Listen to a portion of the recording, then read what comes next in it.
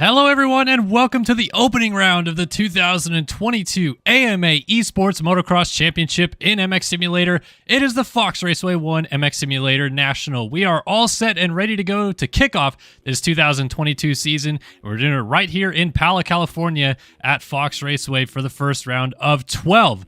And we're going to show you guys a little bit of a look here at the racetrack here. Again, if you're just joining us for the first time, you've never watched an MX Simulator event before, this is actually going to be the Fox Raceway National Track from 2021. Towards the end of the season, we're going to have none other than the champ, Tyler Lang, show us around here on this racetrack as they come down the start straight into this first turn complex. It's actually going to be a little bit of a right-left kink first turn into more or less a left-hand 180-degree corner, and coming out of that corner over a little bit of an anthill. But we'll get on board with Lang here as he comes to the finish line jump, doing a little bit of a hot lap earlier on today in qualifying. You can see him jumping over this big tabletop to a flat plateau, jumping off of that, and then tripling out. Going to be a tricky section to get right lap after lap, and we'll see guys probably fussing with that a little bit throughout the broadcast here tonight. In and out of this U-turn after a small tabletop, and then a long left-handed corner to this big floater table going to the back section of the racetrack. There's going to be a step up that you're going to see guys either jumping way to the outside, kind of landing on the top of the plateau and hitting the outside embankment, or doing what Lang did right there, checking up and kind of casing the step up to the inside, hooking that inside line, and then coming back down the hill. A little bit of a double and then a roller to the inside here before going up and down the hills once again. Little step up to the top. You can see Lang swings all the way to the outside here, and then steps down the hill, going back to the far inside at the bottom of this corner. A lot of just kind of sweeping left and right hand corners here at Fox Raceway. You got a little floater single up to the top of the hill once more. Last time we're up on top of the hills, and then Lang taking a little bit of liberties, jumping off the side of the track in qualifying earlier on today, but no harm, no foul. Middle rut right there, a little double up to the top, right hand 90-degree corner, and then really fast section right here. Some guys are going to try to triple step down and maybe even triple off and then double into the corner right there, and then Lang hooking that middle rut, able to triple out of that. We're going to see that line obviously breaking down throughout the night as well. Little table into the corner, right hand 90, another table, and then this backwards floater step down. Really tough jump to get right as well, kind of going through the ruts over that little anthill right there. And then another tabletop all the way back down towards the starting line of the racetrack, kind of swooping through a left-hand corner, another left-hand corner, right past the mechanics area, getting his front wheel right tucked up underneath those banners, and then another left-hand gets you back to where the start line rejoined, going under the Studio 8 Whole Shot Award line. The right-hand corner, and then a left-hand 180 is going to bring us back to the finish line jump as Tyler Lang shows us around the racetrack here at Fox Raceway. Well, we are ready to go racing here for the 2022 season. A big shout out to everybody joining us, not only watching live here on Start Your Systems on YouTube, but also In It Esports on Twitch or ESTV. I apologize in advance if you're not seeing them on those particular platforms at the moment. Just trying to get the multi-stream platform to work for the first time. But my name is Kellen Brower, live here on Start Your Systems. We've been doing this broadcast here on Start Your Systems for the past 7 years. Myself, I've been broadcasting for 11 years in the MX Simulator realm, but I also raced this series before, so I know firsthand a lot about what it takes to compete at the highest level in MX Simulator racing. And it's going to be fun to see this 12-round championship take shape as we move into the season. Obviously, we'll get to more East Coast tracks, more hilly tracks, but this Fox Raceway track, flat and fast. And that's going to be the story of tonight, to see how fast these guys can attack this racetrack and stay consistent at the same time, not go down and get caught out by the road system, which we will also talk about a little bit moving on to the rest of the evening. Before we do that, though, let's first take a look at the qualifying times, kind of see how everything stacked up a little bit earlier on in qualifying. These guys had about a day to qualify for this Fox Raceway 1 National. Payson Johnson did go fastest, your reigning 250 national champion, jumping up to the 450 class outdoors this year. Fastest at a 2:01.820. And then multi-time national champion Alexis Leclerc out of France on a 2:02.132, right behind Johnson there. So very close times at the top. Then we see a bit of a gap there, almost 1.2 seconds between Leclerc and former series champion Jack Haley at a 2:03.328. Braden Carter, you are now two-time Moto Option Supercross champion, coming in P4, and your reigning national champion Tyler Lang also up in there inside of the top 5. We will see a couple consolation races tonight. We'll jump in with those in just a moment, but we also wanted to see the 250 motocross class as well, see how they qualified here tonight. And your fastest rider, Jaden Wilson, at a 2:03.757. We also have The Great Dane Rasmus Balzer, he's there at a 204.210. Nathan Prynne, the fast Frenchman, also in the 204 range with Logan Leitzel and Seth Shirley rounding out our top 5. Again, consolation races. So anybody that's beyond the 36th qualifying time right here, Jake Spiess and on down, is going to be taking part in a consolation race going for the final 4 spots to get into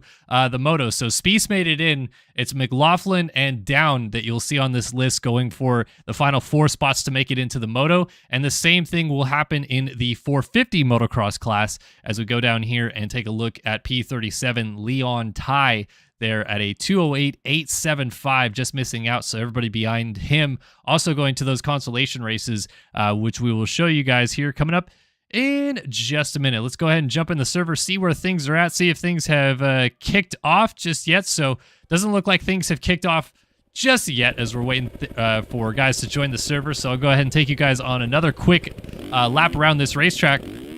Again, my name is Kellen Brower, broadcasting for you guys here tonight. Like I said, I did race competitively in this game from 2012 to 2017. Never was a champion myself, but did have a couple strong motos and know a little bit about what it's like to win at the highest level in this game. But this game is MX Simulator. If you're just joining us for the first time, you don't know much about it. MX Simulator is a PC game based on the simulation aspects of motocross created by one person back in 2008. It was released in 2008 officially, and obviously it's a bit older now, a little bit dated. We're looking at 14, 15 years of gameplay and racing in MX Simulator. The Race Factor Gaming National Championship that you're watching here tonight started back in 2011, and your champion back then was, of course, the venerable Austin Jones, winning the first ever Premier Class Championship in Race Factor Gaming competition. But we have seen many talented riders come through the ranks here in Race Factor Gaming competition, and yeah, just really cool to get back into the action and get things started here tonight. Of course, I want to give a huge shout out to Init Esports, who has partnered this year with Race Factory Gaming to bring you guys this 2022 National Championship in MX Simulator. Init Esports partnering with them, and now partnering with the AMA as well to make this an official AMA Motocross Championship as well. So that's also very cool to have the AMA, Init Esports all partnering with us. We're also going to have our broadcast be put on ESTV, Esports Television, and Init Esports on Twitch as well. So big shout out to all of those folks over there for putting everything together and making it all happen this year. But it couldn't be possible without the fine folks that have tuned in here tonight to watch this broadcast in the first place. So thanks everybody that comes and watches these races every single week and gives us something to talk about and gives the riders something to be excited about, to have these fans joining, watching the races, and being here for every step of the journey.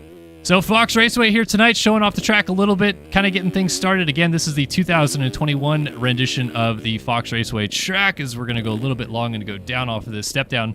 But this track is fast, it's technical, it's tricky, and it can reach up to bite you in a hurry. Fox Raceway, formerly known as Paula, always used to be that way, even when it was part of the national schedule way back in 2010 and 2011, and was part of the national schedule for the inaugural season of Race Factor Gaming National Motocross back in 2011 as well. And it was the same thing. It was a fast racetrack, very tricky to get right, and kind of a bit of an outlier as well. We didn't always see, the same riders that had been winning all season long also winning at Pala or Fox Raceway. It's an outlier for sure. It's a different racetrack than we'll see on the rest of the calendar. Next week, even in Hangtown, there's a little bit more elevation, a little bit more technical side to the Hangtown track, but this track, it's just fast. You just have to go hard for 30 minutes and try to hold on, not go down, and hopefully make it through as the winner at the end of the evening. A little bit more about MX Simulator. Like I said, a motocross simulation game. You're going to see a lot of interesting technical terms that might be confusing to new viewers here tonight. For example, multiple times we will reference a fall-off crash, and that is when the rider falls off of the motorcycle, but you cannot actually let go of the handlebars in this game. Your handlebars will always be attached to... your hands will always be attached to the handlebars in this game, and because of that, you're going to see some crashing that looks a little bit strange. The rider won't actually fall off the bike. He'll just be holding onto the bike the whole time. And when they do have that legs off or fall off crash, anywhere between 8 to 12 seconds it takes for the rider to kind of correct himself, stand it back up, and continue on his merry way. So when we're referencing a fall-off crash, that's what we mean. If we reference something else like a slide out or a tip over, it usually means that the rider did not fall off the bike and actually just fell over in a corner or something along those lines. So that's one of the technical terms that we'll be talking about tonight. Also, we'll be talking a lot about the, kind of foreign flavor, the, kind of global reach of MX Simulator and all the different riders that are racing here tonight. We talked a little bit about multi-time champion Alexis Leclerc out of Picardy, France, who has won this championship many, many times. He knows how to get it done, and that is where he is racing tonight. This is not a LAN event or a LAN esport competition. Everybody is racing from either their home or somewhere near their home, unless you're Logan Leitzel and you're racing while you're on the road and on a laptop. But these guys are quite literally all over the country or all over the world. In Leclerc's case, or Rasmus Balzer in Denmark, he is also, not in the USA, but the server is based in the USA. So we'll also talk a little bit tonight about lag and ping issues. So when you see guys come together and it maybe doesn't look like they actually did make contact, that's some of that lag that's getting involved a little bit there. And it usually does tend to happen a little bit more with the foreign riders that obviously have a bit higher ping rate because they're not that close to the server. The server is located on the east coast of the United States. So again, a lot of different things that we'll talk about tonight. Try to get you guys up to date with anything that you're confused about with MX Simulator or the AMA Esport Motocross Championship. Good to see everybody hanging out in the chat room so far here tonight. Let's take a look at the in-game chat, see if anything has set up so far. It looks like we did get a UID grab, so that is 450 Motocross 1. Of course, Payson Johnson, Alexis Leclerc, Jack Haley, Braden Carter, and Tyler Lang going to the line in the top 5. There's your 450 Consolation race. We're going to see Ashton Rakowski, Leon Tai, and several others there. There's your 250 Motocross class, Jaden Wilson, Rasmus Balzer, and Nathan Print at the top of those. And that is your 250 Consolation race. Wow.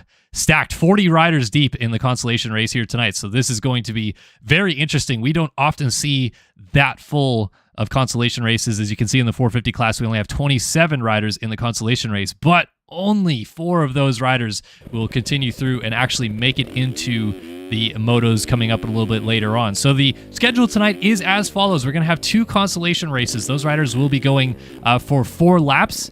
And the top 4 riders transfer through into the motos at that point and gives you the opportunity to score points here tonight. Point system goes from first place down to 20th, where there are points open for scoring.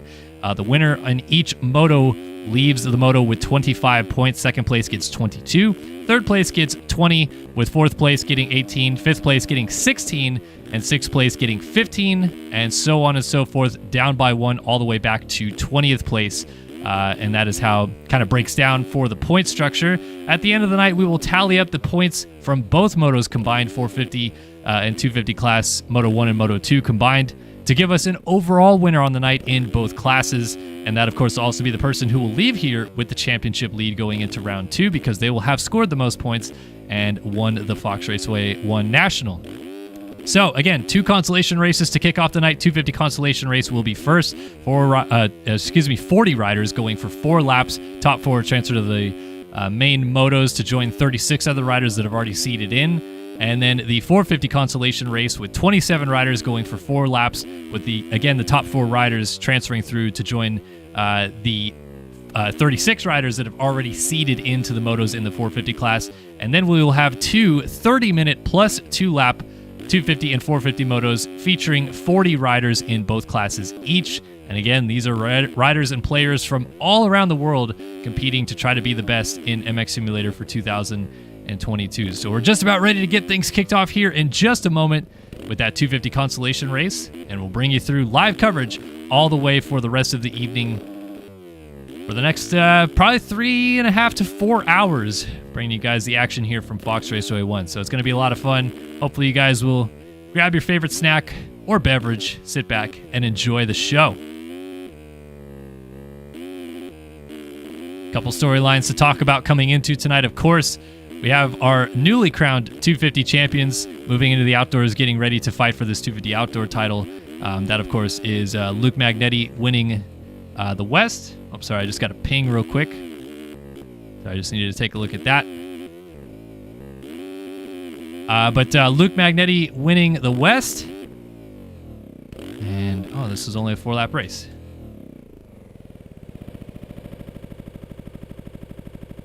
Apologies for the delay there. Just a second. Checking on something.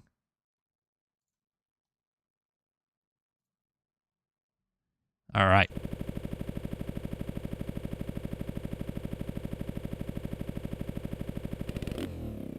Stream looks bad. Really? Running the same bit rate that I ran in Supercross. All right. Any second now, we're going to get this Consolation race going. And it'll be these riders right here. Oh, let's see. Do we get another pull down here at the bottom? 450 Motocross 1. Looks like they are trying to just figure out some scripting issues. And there is a 250 Motocross Consolation race. I think that is good now. Trying to see what the issue was. It looks like... yeah, it looks like maybe Blake O'Brien was saying he was supposed to be in the motos, but was not. All right, here we go, folks. Time to get this season underway. Consolation race coming up first. Let's go ahead and get our label up so you guys know what race we are currently watching here tonight. As mentioned, 250 Consolation race going for 4 laps. And in this specific 250 Consolation race, 40 riders going to the gate. Going to be quite an interesting, action-packed opening race of the night. This does not count for points at all, though. This is simply just to make it into the motos coming up in about 20 minutes' time. And that is where the points are paid out. You have 2 separate motos. In each moto, there are points on the table for 1st through 20th, if you were not with us when we explained that just a moment ago. But again, as much as I can, I'll try to inform you guys on who's scoring what amount of points tonight and what we're looking at for our overall scores as well, so that we don't miss out on any of the position changes for the overall standings coming up tonight. But this is going to be a fun one to start with. As mentioned, the 250 Consolation race. It is essentially a last chance qualifier, similar to what we see in Supercross. These guys are going to the gate with only this opportunity right now to make it into the motos. They did not qualify into the motos on raw speed, so now they are having to race their way into the motos. And oftentimes, it's usually when we see some of the best racing, because you have guys with more or less nothing to lose trying to make it into those motos and try to score some points here tonight. So it should be fun. Going to be exciting to sit back and watch it unfold. Of course, Kellen Brower here for Start Your Systems, bringing you guys a broadcast here tonight on SYS on YouTube, Innit Esports on Twitch, and ESTV for round 1 of the 2022 AMA Esport Motocross Championship in MX Simulator from Fox Raceway. The first of 12 rounds.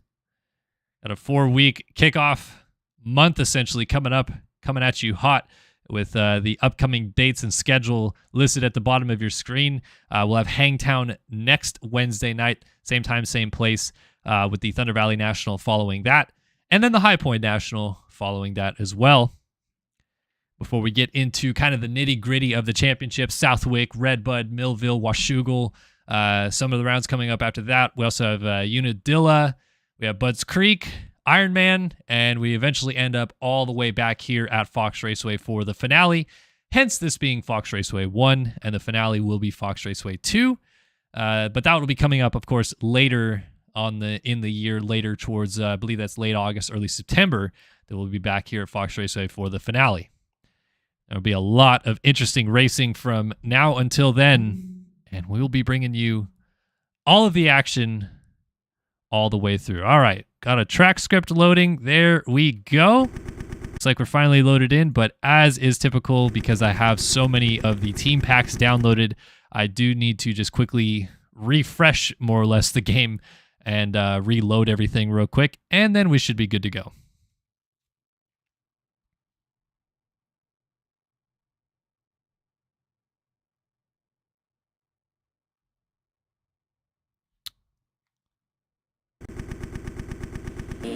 All right, there we go. So, looking through a little bit here, some of the guys going to the line here. Brett Thomas. Trying to get to the camera mode. Brett Thomas, Will Clark, Jeff Giffen, Leith Ness, Daniel Irvine, Nate Brow, Hayden Grimes, Neil Wells, Dylan Cavacuti, Milis Soderblom, Braden Willett, Tyler Moore, Brandon Wolf, Austin Irwin, Tyler Blowers, Timmy Briscoe, Damian Lawyer. Who else did we miss there? Hayden Stevenson, Carson West.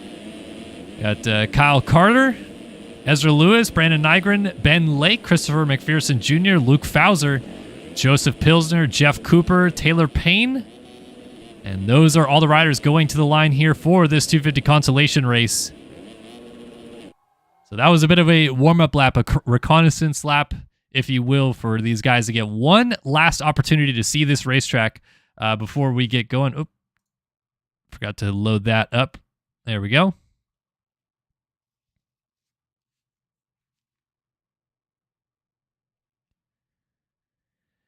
All right, ladies and gentlemen, boys and girls, it's time to drop the gate on this 2022 season. Not quite the motos just yet, but this is going to be fun to watch regardless. 30 card will go sideways. 4 laps for the final 4 spots into the motos. Here we go, 250 Consi at Fox Raceway. Not a great start from the man we were watching there, Luke Fauser, as he gets pushed towards the back. A lot of riders going down to the first corner. A lot of riders actually went down, but it's Daniel Irvine on the number 52 Aspect Visual Co. machine out front. So Irvine in the prime position off the gate here. Goes to the race lead with Dylan Love to the outside, trying to move into second place. Made a quick pass there on Timmy Briscoe, and you can see how close everybody is early on as we funnel down to complete officially the first lap. So this is really only a 3-lap race because that first lap is now already behind us as these guys cross the finish line jump. Briscoe putting the pressure right now on Dylan Love as they're all chasing Daniel Irvine. Battle for the final transfer spot already getting a little hot and heavy. Noah McLaughlin, privateer life out here, holding on to the position, but he has got some heavy pressure from behind. As you can see, Damian Lawyer, Jeff Giffen side by side. We got a couple guys getting sideways off of that tabletop in the back there as we get to the top of the hill. Jeff Giffen to the inside, going to get 4th place away. Takes it over from Noah McLaughlin there. So now Giffen in the final transfer spot, trying to make it through into the motos here tonight. Oh, rider down. That is Dylan Love, yeah, on the 760 UND, I should say. Number 174 machine. So he lost a lot of positions. And Irvine continues to lead the race. Apologies.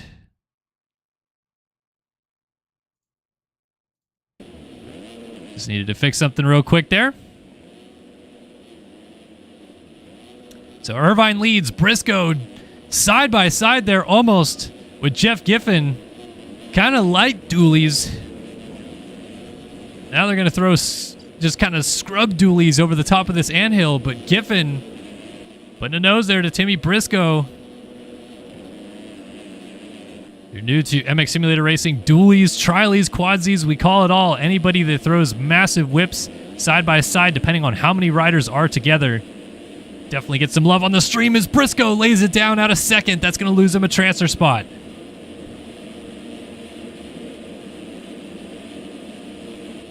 Several riders went through, so let's reset things again as Irvine comes through onto the 3rd lap of the race. Daniel Irvine leading here in the Consolation race. Jeff Giffen in 2nd place. Cavacuti in 3rd, and Sonny Spicer has now moved into the final transfer spot in 4th. So the SwapMotoLive.com number 205, little front end heavy on that triple. And now he is going to work on closing up to Dylan Cavacuti on the Connect Visual number 66 as Cavacuti has a rear end kick out on him a little bit there. So here comes Spicer. Dualies over that big floater table. I mean, it's just the perfect jump for it. So, of course, these guys are going to kick it out.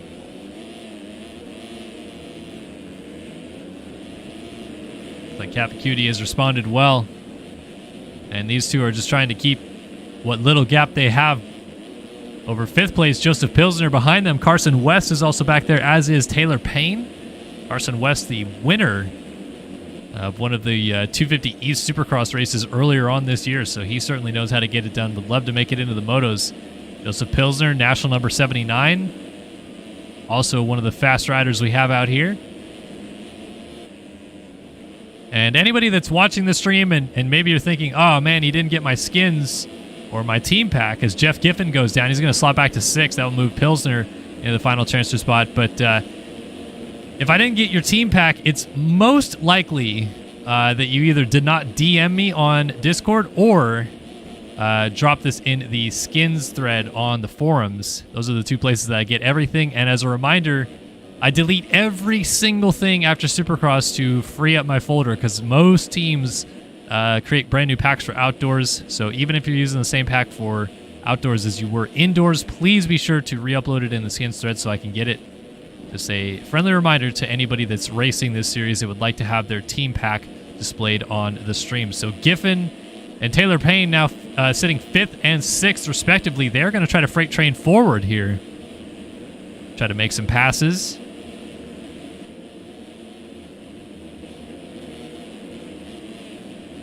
Taylor Payne and Jeff Giffen. Wow, Taylor Payne boots Jeff Giffen off the racetrack for 5th. And then Jeff Giffen with a terrible track re-entry, also putting Timmy Briscoe on the ground right there. So Timmy Briscoe coming unglued now. And really that gap has opened up mightily as, Sonny Spicer just went down after the triple. He's going to lose a final transfer spot to Tyler Moore. So Tyler Moore with Luke Fowser now behind him. Oh, and you hate to see it, really, for Sonny Spicer, who is comfortably in a transfer spot. But now it leaves us to yet another battle for the final transfer spot between Moore and Fowser. With Spicer, he's still back there. Irvine continues to lead. Cavacuti in 2nd. Pilsner now into 3rd. And there is Tyler Moore in 4th with Luke Fowser right behind him. This is going to be a terrific fight to the flag.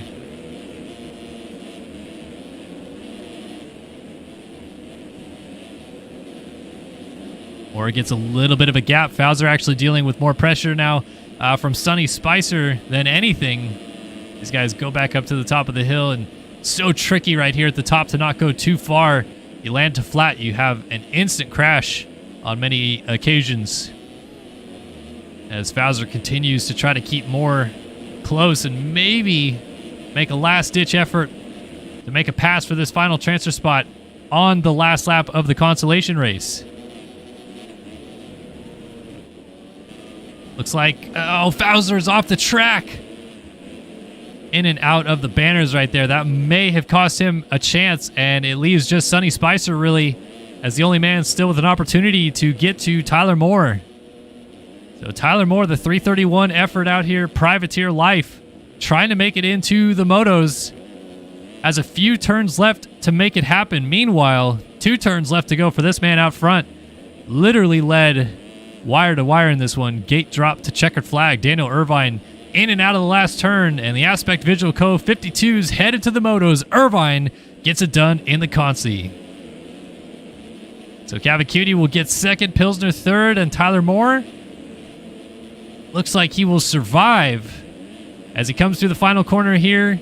And Tyler Moore goes through to the motos with a 4th place finish. So McLaughlin, Stevenson, Phil Bull, Sonny Spicer, Evan Holt, Christopher McPherson, Taylor Payne, Luke Fowser, Austin Irwin, Timmy Briscoe, Carson West, Damian Lawyer, Dylan Love, Leith Ness, Tyler Blowers, Brandon Wolf, Kyle Carter, Ezra Lewis, Neil Wells, Millis Soderblom, Ben Lake, Brett Thomas, Brandon Nygren, Jeff Giffen, Will Clark, Nate Brow, Trevor Spencer, Hayden Grimes, Braden Willett, Jeff Cooper, all not going through as well. So those guys are done for tonight. And all that remains of this group are our top 4.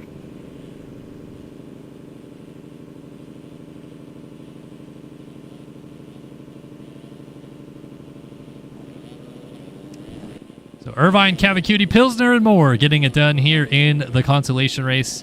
Nice job there by Tyler Moore. Gets a little bit of a gift there from Sonny Spicer at the end, obviously, but did not crack whatsoever under the pressure on the final lap of the race. Give a couple of his sponsors there on the shroud some love. Well done making it through to the motos. And of course, Daniel Irvine out here as well. Looking solid and starting things off on the right foot. So penalties are in. And again, if you're new to MX Simulator competitive racing, penalties are applied post-race. You see those little red bits of text down at the bottom. It basically just shows how many seconds a rider was penalized. And penalties are given when a rider goes off the track and gains a time, essentially speaking. There are, I think, roughly 60 timing gates all around this racetrack. And if you go off at gate 12 and cut gate 13 and go to gate 14 faster than it normally takes you to go from gate 12 to 14 based on standard deviation, you're applied a penalty, the difference of that advantage that you gain. So it's kind of a self-policing system. You cannot gain time off the racetrack in this game. You must stay on the racetrack and at all times, or else you will be penalized, of course. So that is how that system works. And you'll see guys getting 2-3 second penalties. Every once in a while, we'll see guys get upwards of 5 or 6 seconds of penalties, but it's usually a few tenths, really. So when a close battle comes to the line, we see just a couple tenths between some guys. Usually speaking, we'll say it has to wait until we see the penalties applied post-race before we give a proper verdict. But so far, so good. Nobody lost position there inside the top 4. And everybody made it through safely. All right, coming up next, 450 Consolation race. And this one will feature 27 riders going to the gate for these 4 laps, with the top 4 transferring to the main event, or the main motos, I should say. Not quite the main event, I suppose.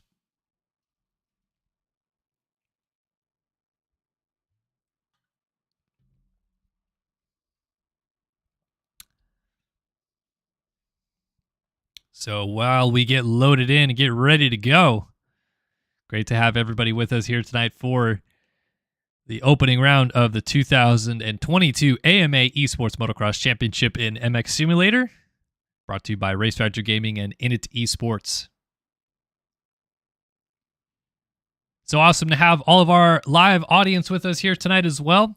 Anybody confused how I'm talking to people? There's a chat room that's always lively and active that we are responding to anything that they may be saying to us here tonight. So shout out to everybody that always tunes into that chat room, watches the racing, and supports the stream here. As we get loaded in, there we go. Finally loaded into the server.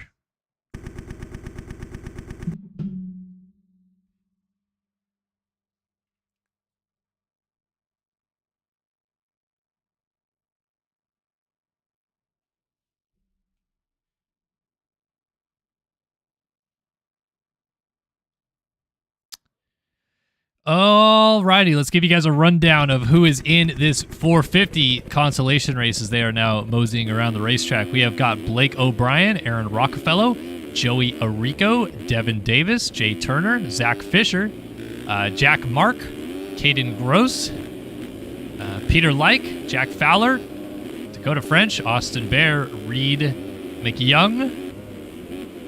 I'm not sure if that is actually just Reed Young with a Mick in his name or not, but kind of funny nonetheless. Steve Harris, Neil Fitzpatrick, Magnus Hastrup Jensen. On the Rumus machine right there, you got Brandon Holmes, Nathan Denny, Nick Tomasunis, and Austin Bridges going to the line, as mentioned, for final 4 spots into the motos. Nick Tomasunis, national number 69 with the little tire tap 360 for style right there. That was actually pretty sweet.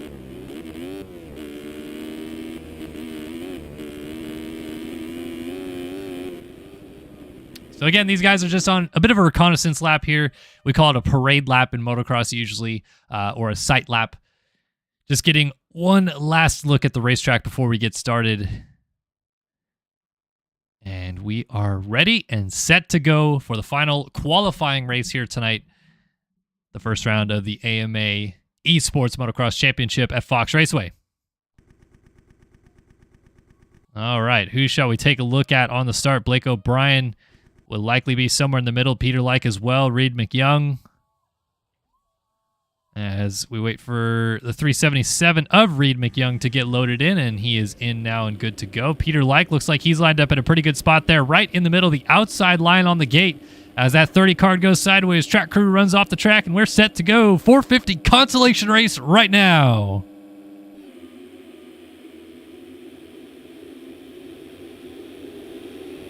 A little bit of chaos behind everybody coming into the first corner. A couple riders went down, but it was pretty clean until we got to that first turn, and Peter Light gets T-boned and goes down out of second place. It's going to be Aaron Rockefeller through the Studio 8 hole shot line first on the 54 Underground RC, backed by Phil's machine. Underground RC and Phil's have combined teams this year for the Outdoor Championship, so pretty interesting to see two powerhouse programs that we saw in Supercross literally link up for this Outdoor Championship. But it's Brandon Holmes right behind him in second place. Oh, and Rockefeller makes a mistake, so Holmes actually going to go to the race lead. As Holmes out front from Nathan Denny, Steve Harris going wide, going to lose a position. It's actually Rockefeller that scoots back by into third place, and now Steve Harris finds himself in fourth. We got Jack Mark right there, Magnus Hastrup Jensen, and Austin Bridges all in a bit of a freight train going up the hill on the first lap right here. Oh, Steve Harris with a rear end kick out coming down the hills, lost a position. Jack Mark on the 121 BCR machine, going to make that pass stick. Comes off the inside of the track, but trying to hold steady as Harris around the outside might get the pass back as he launches down the hill. And indeed, Steve Harris back through into fourth place, and Rockefeller down again. Two crashes in the opening stages of this one for Aaron Rockefeller, and he might have dug himself too deep of a hole to get out of now, but we'll see if he can turn it around. Some contact at the top of the hill, Reed McYoung going down, and bringing with him Blake O'Brien of the Alphabet team by the looks of it. Not sure what team that is, but maybe just a privateer effort out here. So Nathan Denny is our race leader, as Denny looks like he is also privateer lifing out here. We don't even have his team pack. Steve Harris moves in a second. Jack Mark third, and Austin Bridges now in fourth.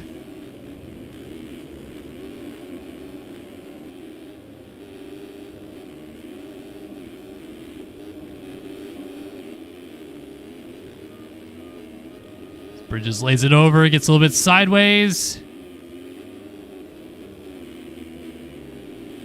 A little bit long off of that single jump as well, so Jet Wisdom has closed right up here, and Wisdom on the 403 machine down the inside makes a quick pass right there into the fourth and final transfer spot. Bridges getting kicked sideways, loses yet another position. This time it's Brandon Holmes that goes through. So Holmes up to fifth now, tailing his teammate Jet Wisdom as they check in at the end of lap number 2. So 2 laps to go here in this consolation race.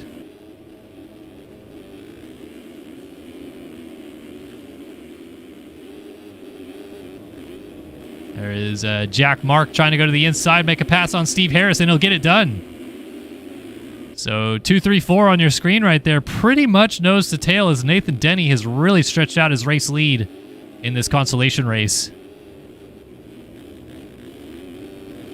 Jack Mark tucks to the inside. Little bit of a low side coming off of the top of the hill, but a nice job to corral his BCR 121 machine back underneath of him. Steve Harris still right in tow, but he's going to go off the track to the outside, and Steve Harris goes down.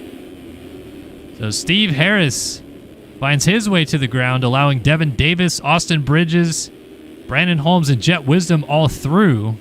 So Wisdom now moves up into third. Jack Mark remains second, and Brandon Holmes has now secured the final transfer spot, but he has got Devin Davis closing up right behind him. Let's get some onboard footage here with the Yogi Designs 31 machine of Devin Davis coming up from 5th place as he's trying to make something happen. And this view right here, what you're looking at, folks, is the view that many riders that are playing this game see. Most players on the scene these days plays in first person, so you see the first person view right here. There is also a third person view that remains static behind the rider, roughly somewhere like back here, so you can follow along in third person. You may have seen at the beginning of the broadcast, I myself am a third-person player, but a lot of people do play first-person, so this is a view a lot of guys see. And Devin Davis trying to close up here, maybe make a late pass to get into the motos here as we're about to come to the white flag. Only 1 lap left to make it happen.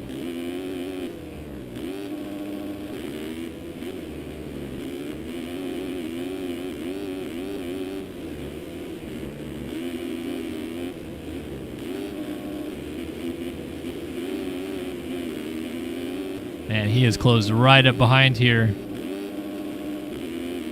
Going to be interesting to see how it shakes down here. As you can see, basically 2, 3, 4, 5, nose to tail. The leader's gotten away a little bit, but this battle for the final transfer spots is going to be absolutely insane as Davis tucks to the inside. He's going to try to make this pass.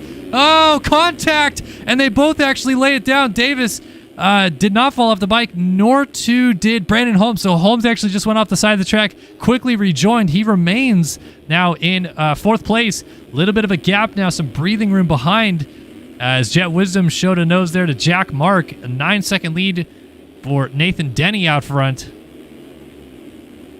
And now from fourth to fifth is a bit of a gap as it's Reed McYoung and Austin Bridges. Devin Davis, again, getting back on his horse, trying to close back up. But Davis is going to go down in the same spot that we saw, I believe it was Steve Harris go down a lap ago. So now Brandon Holmes is sitting in a great position. But, man, got to be careful. He's got his teammate right in front of him. And then the BCR right of Jack Mark. And any little mistake out of anybody that causes someone to go down, and you're going to see fifth place right there for the pouncing as Nathan Denny continues to lead here with just a few turns left to go.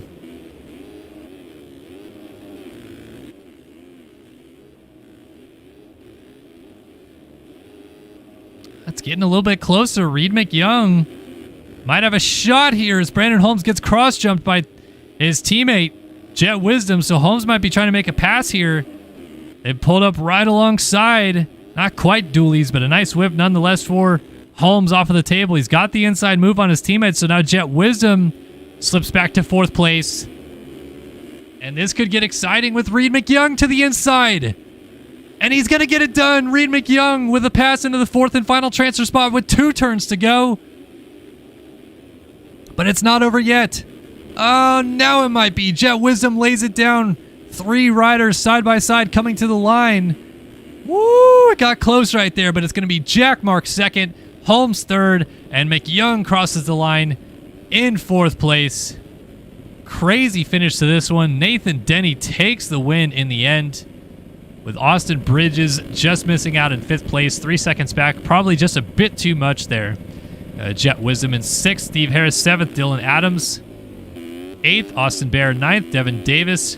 Looks like he will end up in 10th in this one, but maybe he missed a timing gate. Not really sure what he's doing at this point. Blake O'Brien has gone through into 10th. Devin Davis sliding back to 11th. Aaron Rockefeller will Davis now 12th.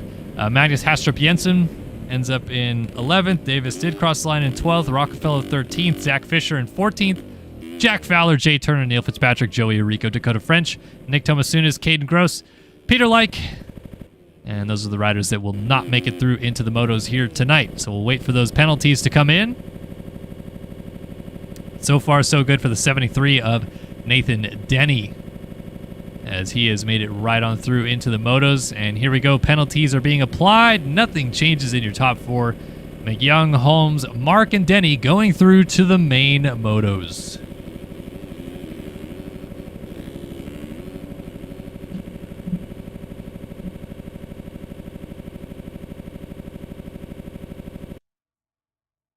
All right, ladies and gentlemen, boys and girls, 250 Moto number 1 coming up.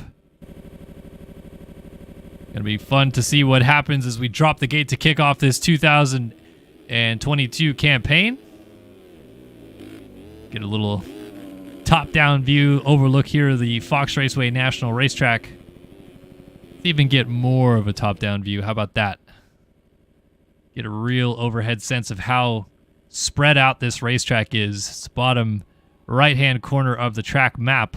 Then you see the start as it just kind of weaves up the hill from here. And it looks like we are getting a restart right now. There we go.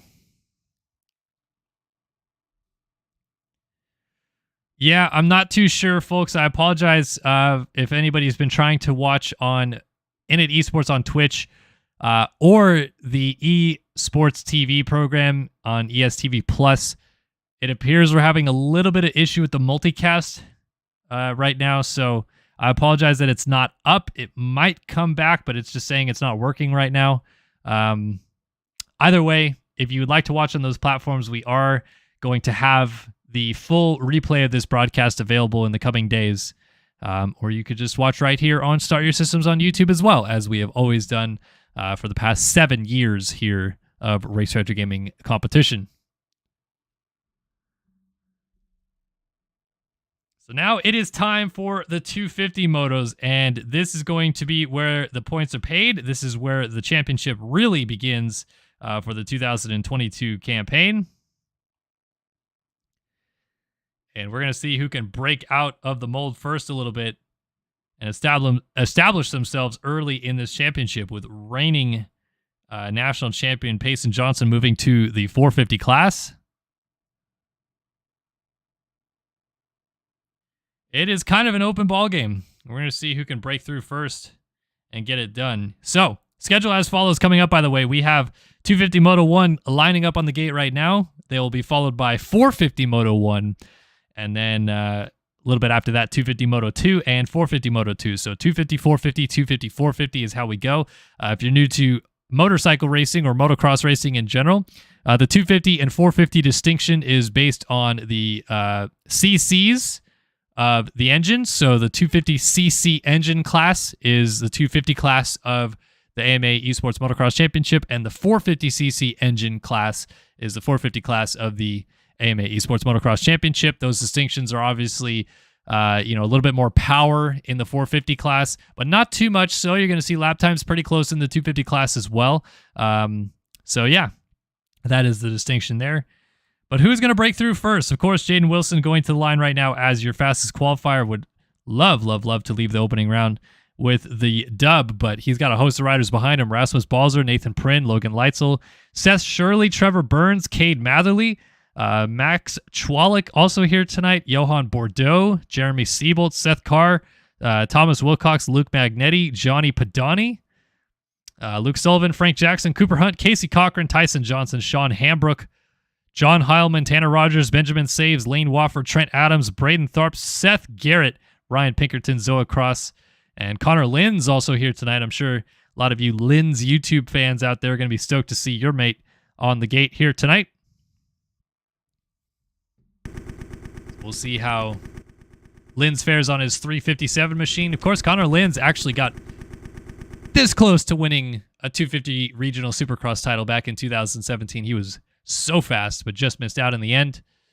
And then kind of disappeared from the sim scene for a little bit. Came back with the blazing fast talents in MX bikes. And looks like he has made kind of a full roundabout back to MX Sim and is racing the Outdoor Championship this year. So we're so glad to have him back racing with us as well. Always great to see Connor Lynn's behind the gate. Get our moto timer display set up here. Get that timer going in just a second. All right, so again, going to the gate, Noah McLaughlin, Lane Wofford, Luke Sullivan, Trent Adams, Johnny Padani, Cade Matherly, John Heilman, Luke Magnetti, Tanner Rogers, Joseph Pilsner, Logan Leitzel, Buddy Parker, Thomas Wilcox, Seth Carr, Tyson Johnson, Tyler Moore, Frank Jackson, Johan Bordeaux, Cody Cooper, Nathan Prynn. There's Tyson Johnson, Lawson Dye, Cooper Hunt, Casey Cochran. There is Connor Lynn's. Funderground, that's a fantastic name for that. Max Chwalik also here. There's Johnson again, Lawson Dye, Rasmus Balzer, Benjamin Saves, a whole host of them ready to go. 30 minutes plus 2 laps. We'll have that timer display up for you guys throughout the entire moto, giving you guys a clear indication of how much time is left in the race. But it is time to kick off this 2022 AMA Esports Motocross Championship live here on Start Your Systems, as well as on ESTV and Init Esports. Thanks so much for tuning in. Hopefully you enjoy the show. Let's see who gets the all-important Studio 8 Hole Shot Award. As we drop the gate to start the season, let's go racing at Fox Raceway. Well, Sullivan got a pretty good jump, was on the rear tire all the way through, and then a huge crash into the first corner. Didn't see who that was crossing over, but it's the Hungarian rider, Johnny Padani, who comes out with the race lead. Padani through the line with the Studio 8 Hole Shot Award. Padani out in front of his teammate Tanner Rogers, settling into second place with Buddy Parker in third. Trent Adams in fourth, and Lawson Dye riding out the top 5. None of our fast qualifiers towards the front of the field as Padani leads lap number 1. Boy, oh boy, that was absolute chaos coming to that first corner. Didn't quite see who that was up the inside. Got sent sideways across the track and pretty much torpedoed everybody to the outside of the track. Left Padani with clear running room at the front as he had made it to the corner first. And Padani on the 180 Underground RC Phil's machine out front as we got dualies with himself and Buddy Parker over the big table on the first lap of the race. Swinging a little wide, Padani allows Parker up the inside, and Parker puts Padani on the ground. Buddy Parker to the race lead as Padani is going to watch so many positions go by. It's the worst thing to happen on the first lap of the race right there. And now Parker goes down. Wow. So Parker and Padani both coughing up the race lead on the first lap allows Trent Adams through. And I know a lot of people have said that Padani is from the UK or from Ireland, but Padani himself has told me he's from Hungary, and now they have the Hungarian flag on the Race Factory website. So yes, Padani is Hungarian. He has told me personally that he is from Hungary. So I know that's confusing. They didn't have the Hungarian flag on the site for a while. It was just the Irish flag that he was using, but he is from Hungary, I promise. So Adams leads. Here we go. Luke Magnetti, fresh off his 250 West Supercross Championship, has moved into second place.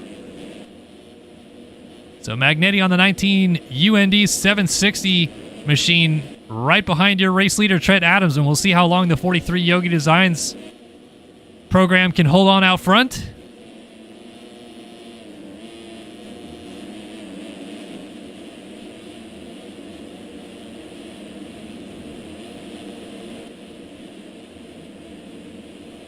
But Adams is going to come through and lead officially the end of the first full lap, but really it'll be the end of the second lap of the race onto the third.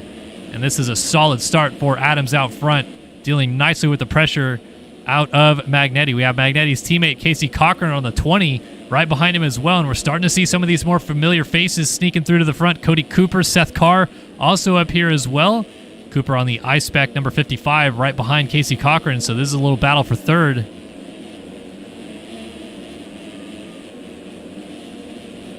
Oh man, it was really close through there. Big whip from Seth Carr in the background. Magnetti still putting the pressure on Adams out front, but can't quite crack through just yet into the race lead.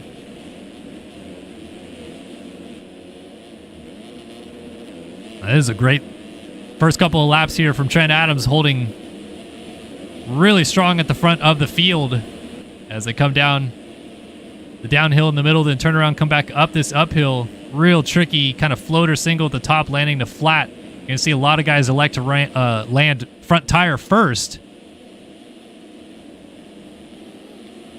And Magnetti really has not chipped too much into Trent Adams' race lead just yet.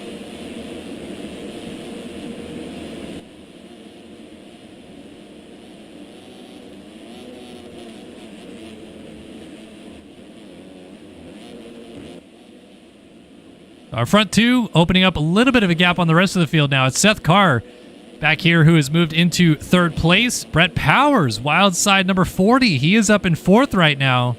So Donut MX, talk about a YouTube takeover with Connor Lynn's back to racing here tonight. Brett Powers, kind of the OG YouTuber. At one point in time had the most watched MX Simulator video in YouTube history. Might still actually. Not too sure about that, but Don Pound himself here in fourth position. Might lose that spot to Cochran on the 20 as Cochran's going to slide through, as too is Jaden Wilson. So it must have been Wilson on that Panini Motorsports machine that went down going into the first corner. Man, he got kicked sideways and kind of bowling pinned into the rest of the field. But now putting the pressure on Casey Cochran as these two riders look to move a little bit more forward. Dooley's over the finish line jump. And then hard on that little plateau step off and then triple. And Wilson is certainly looking feisty here tonight. So very solid recovery after going down in the first corner to already be back in this position. And putting the pressure on Casey Cochran. Dooley's again over the table. Cochran a little bit long right there. And look at this. Wilson's just going to try to go to the outside, make this pass. Cochran fights back up the inside, but Wilson just so much speed, actually goes off the track a little bit. Nice pass in the end by Jaden Wilson, as he will now move up into, maybe not quite. Cochran goes back by. So Casey Cochran and Jaden Wilson battling it out for 4th position here. A nice little back and forth battle. Wilson just kind of high centered on that rut to the outside right there. And he'll have to settle back in. Meanwhile, Seth Carr just went down out of 3rd place. He is in a rough spot in the middle of the track right here, but those guys will go around the outside, as will Brett Powers. And all these guys kind of funneling in. So back to our battle for the lead. Let's stick on board here with Luke Magnetti. Got a 2:09.5. That's the latest lap time and also his best lap time, as you can see in the bottom left-hand corner of your screen, out of Luke Magnetti. Matching him literally toe for toe out front, though, Trent Adams also at a 2:09.5. So crazy to see the pace that these two are running out front, pretty much identical, but also nowhere near the qualifying times that we were seeing. The 2:03 range is Magnetti down the inside in the mechanics area. Might be going for the race lead here. Adams tries to fight back, but Magnetti is going to have a little bit of a nose coming into this corner. 2 different lines, but it goes to Magnetti. Luke Magnetti takes over the race lead here at Fox Raceway. A great sequence of moves right there.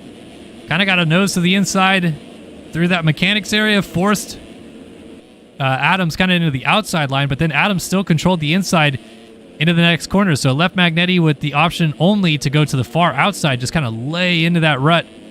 And he did so very, very nicely to swoop around and take over the race lead here with 7.5 minutes gone. So we got 22 minutes still left on the clock.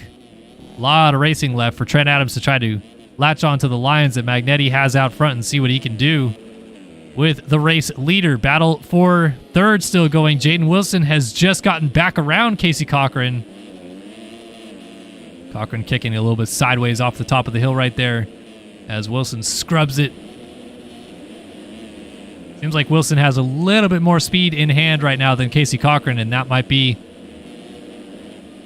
really big in this battle, but also could be huge as he continues to move forward. He is not matching the lap times of our leaders just yet, but perhaps with some fresh air, now that he's gotten around Cochran, things could be a little bit different. We'll have to see how it plays out, though, for Wilson. So Cochran back into 4th place. Seth Carr right here in 5th. Brett Powers off the top of the hill in 6th. Tyson Johnson in 7th place right now for Stance, with Dylan Cavacuti on the Connect Visual 66 in 8th. Cody Cooper running in 9th. He as well launching off the side of the track. And Ryan Pinkerton right now rounding out our top 10 is that's going to be Cooper Hunt sneaking up the inside and making a pass right there, the Braxton Worldwide Machine.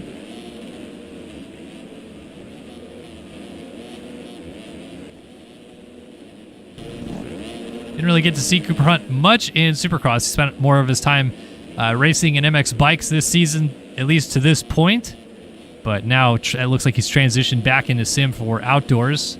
And good to see, because Cooper Hunt was dynamically fast last year. And was that a 360 that I just saw out of Dylan Cavacuti? I think he got kicked sideways off of that tabletop. And now gets ran into the back of by Ryan Pinkerton. So Pinkerton going to lose a spot as Trevor Burns goes through here. Maybe not. Dealing with Lane Watford on the Boots House 27. And now Trevor Burns goes down. So Rasmus Balzer is going to slot through as Burnsy loses a couple more positions. Looks like just maybe one actually to Noah McLaughlin. Got Logan Leitzel back here, Cade Matherly, and Luke Sullivan as well on the 11. So a couple guys back here that ideally would like to be a little bit further up the running order, but at least for now they are still in some good points paying positions as we go back to our race leader, Luke Magnetti, UND 760 Motorsports number 19. Out front and looking oh so calm and controlled.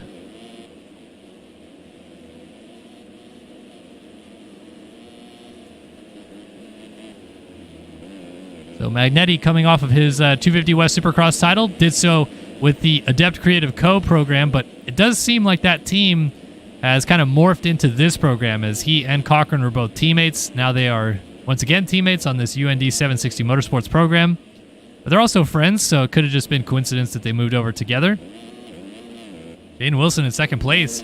Wow, 2:06.8 to a 2:10.7. Wilson just chopped 4 whole seconds off of your race leader last time through.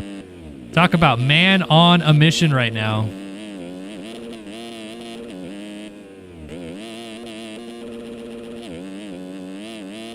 Let's see if Jaden Wilson can match that pace once again, as he has certainly put a bit of a gap on the 2 riders behind him.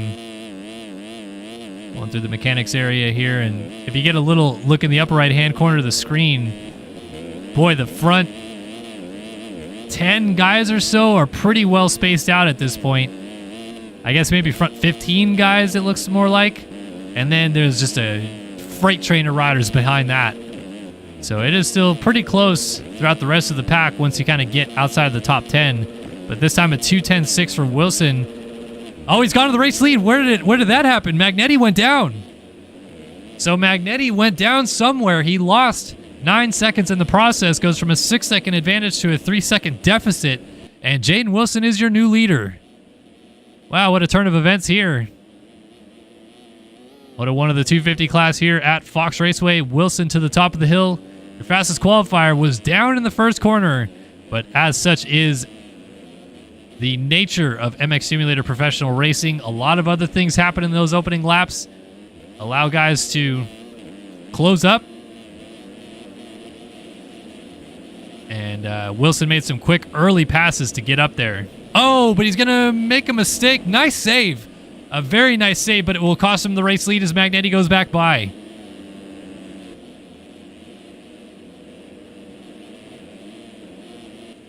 So Magnetti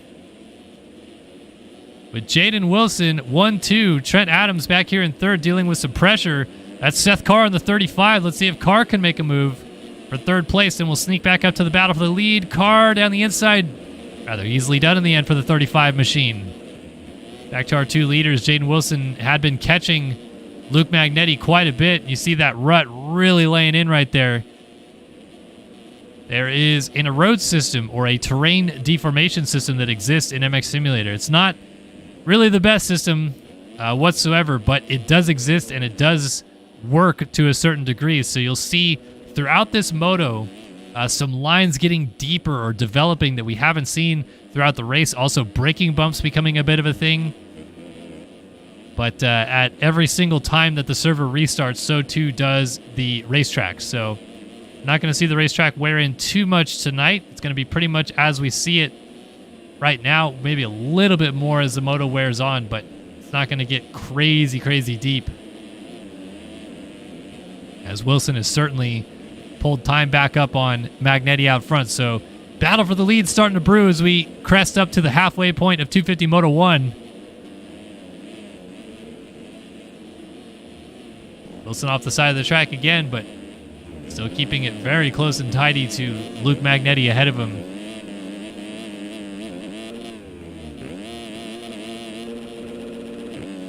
Nice little scrub off of that big tabletop.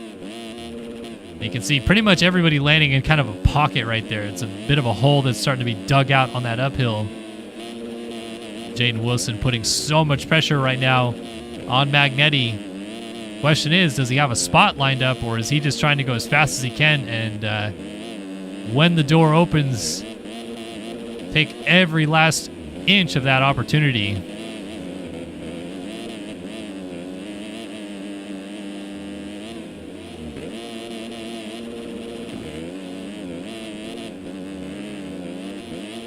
Oh, Wilson getting a little kick off of the top of the hill, but he's so close here to Magnetti. This is going to be a fun fight to watch between these two. Inside move. Not quite close enough there in the end.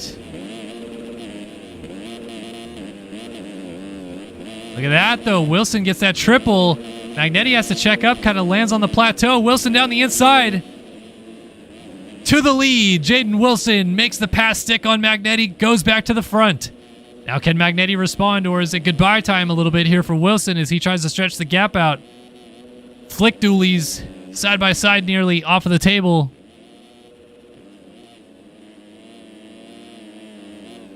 Magnetti is certainly trying to keep it close, but Wilson just seems to have a little bit more pace in hand.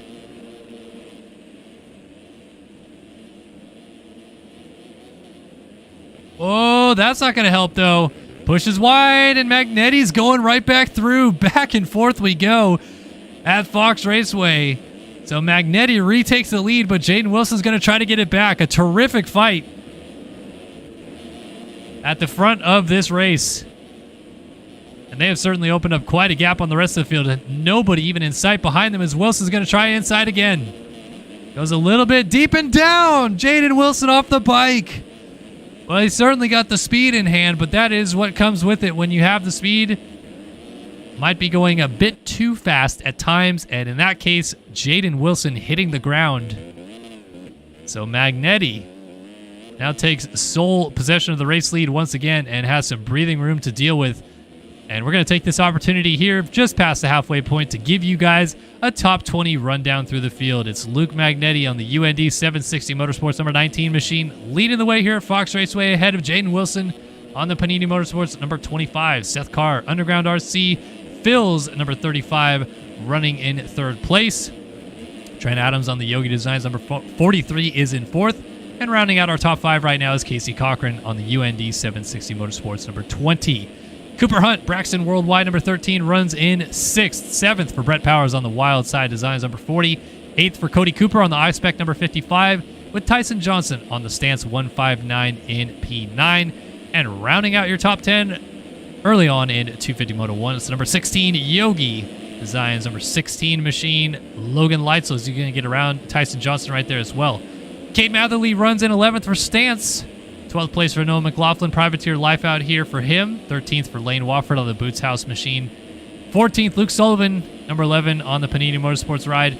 Dylan Cavacuti in 15th on the number 66 CV. 17th for John Heilman, SwapMotoLive.com, number 40. Jeremy Siebold in 18th for the number 18 Panini Motorsports machine. 19th for Rasmus Balzer on the number 77 Rumis ride. And Thomas Wilcox rounds out our top 20 on the number 22 C4D MX machine.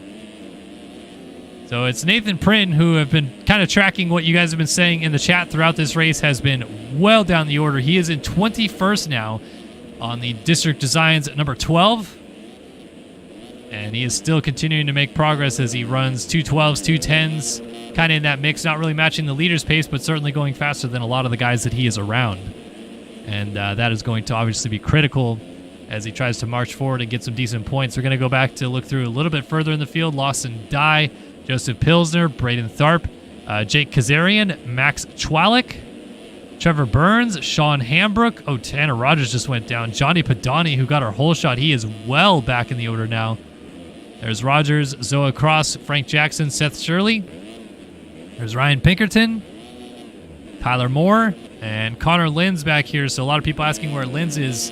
Linz right now in 35th place on the 357 Phil's Underground machine. Daniel Irvine, Buddy Parker, Seth Garrett, Benjamin Saves, and Johan Bordeaux. Looks like they have DNF'd this moto. Wow. What happened to Bordeaux? Did his game crash? I have never seen that. I'm not sure what happened to Johan Bordeaux, but he is off the side of the track, and you can't even hear any noise when you're clicked onto him. That is a rare situation. All right, back to the battle for the race lead because it is starting to brew once again, and this time they got some company. Seth Carr has kind of stuck with, as Luke Magnetti goes down. Magnetti coughs up the race lead. So too through will go Casey Cochran on the 20. So he goes up to third, Seth Carr to second as Jaden Wilson reassumes the race lead. But now the question for Wilson at this point is, can he tone it down a little bit? So far, every time Wilson has gotten into the race lead, he has also found himself a way to either crash or make a large mistake that cost him the race lead as well.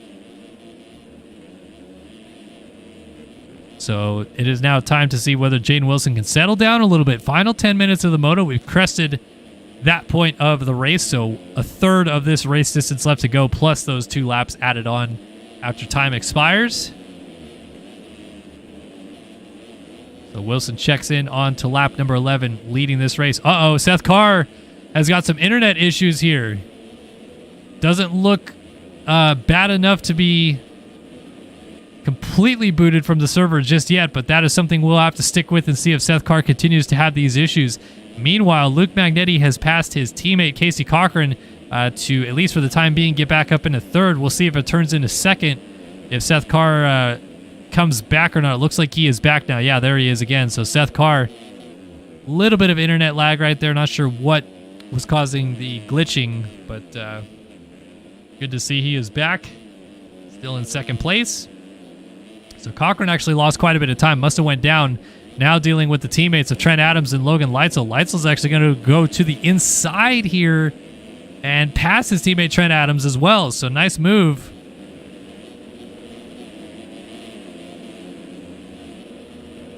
Leitzel always charging on this number 16 machine.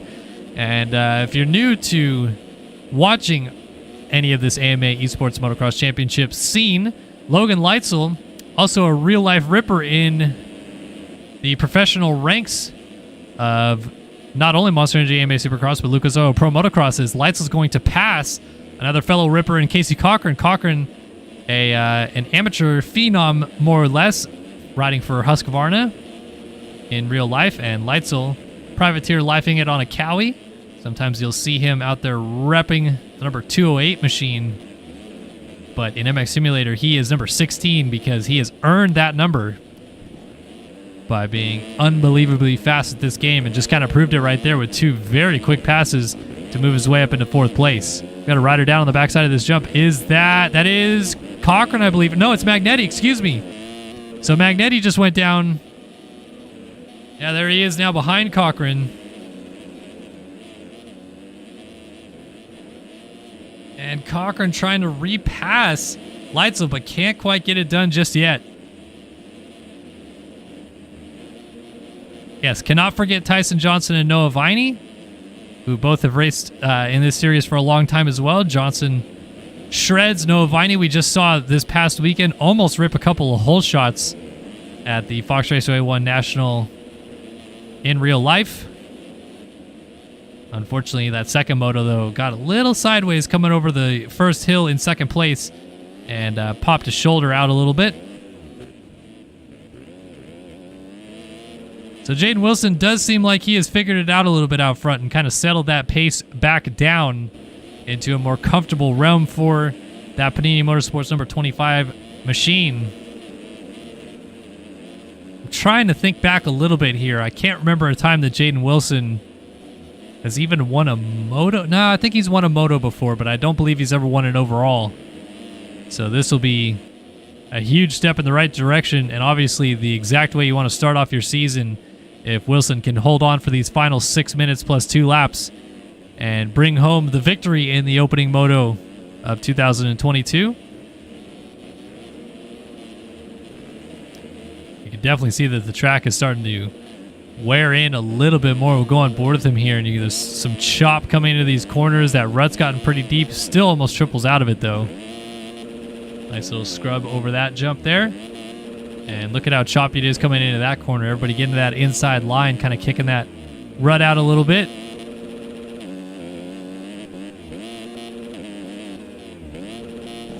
Wow, that's an interesting way for a lapped rider to let someone go by. Just stop on top of the tabletop, but hey, it worked. Kind of everybody taking that line right there that Wilson just went through to the inside into that corner. 15-second lead for Wilson right now, looking real strong out front. Leitzel just went down. He was up in a third. So Cochran and Magnetti go by. I believe that was Cooper Hunt that just went through as well, and Trent Adams before Leitzel finally gets going down now in 7th place, I believe. Adams 6th, Hunt 5th, Magnetti and Cochran 4th and 3rd, respectively. And now Cochran goes off the side of the track, so more and more mistakes out of these guys battling for this final spot on the podium. Quick shout out to Lane Burks for the updated information that indeed Wilson did win Moto 2 of the opener last year, but 3rd overall is his best overall to this point, so has never won a first Moto before, but does have a Moto win to his name. Might be on his way to that second moto win of his career here in about 10 minutes time.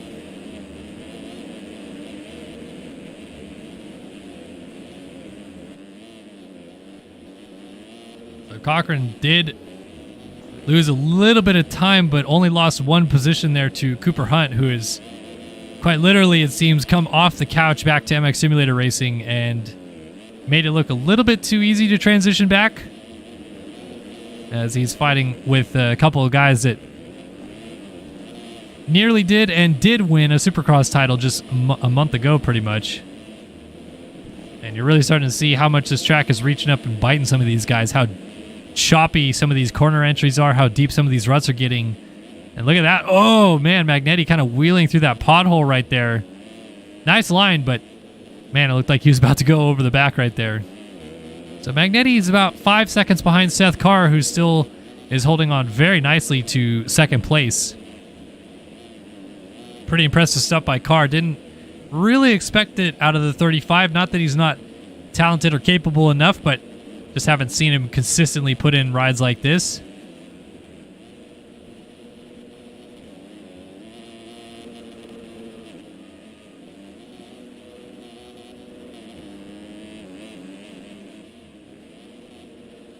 So Carr doing a nice job to just maintain this second spot. No real pressure from behind. Not close to Jaden Wilson ahead of him, but then again, nobody really is. Nothing really doing in these top 6 or 7 positions for a battle. Cade Matherly done a nice job to kind of weave his way inside of the top 10. The Stance number 38 machine, a little shout out to Carson Carr, hashtag CC153. Fortunately, Carson Carr lost his life earlier this year in a crash at Lake Elsinore. And I believe Cade was rather close to him as well, so obviously been a tough few months for him to deal with the loss of a friend, but as well for the motocross community to deal with the loss of a very respected and likable guy in the community as well. So thinking about Carson Carr at all times, and hope he's still ripping up somewhere above us in the clouds. So we find our way back behind Brett Powers, who's in 9th. Find ourselves a little battle here for 10th. The Boots House 27 of Lane Wofford and privateer effort out of Noah McLaughlin fighting for the final spot inside the top 10. Also have John Heilman of the SwapMotoLive.com program, the number 44 ride, right behind him as well.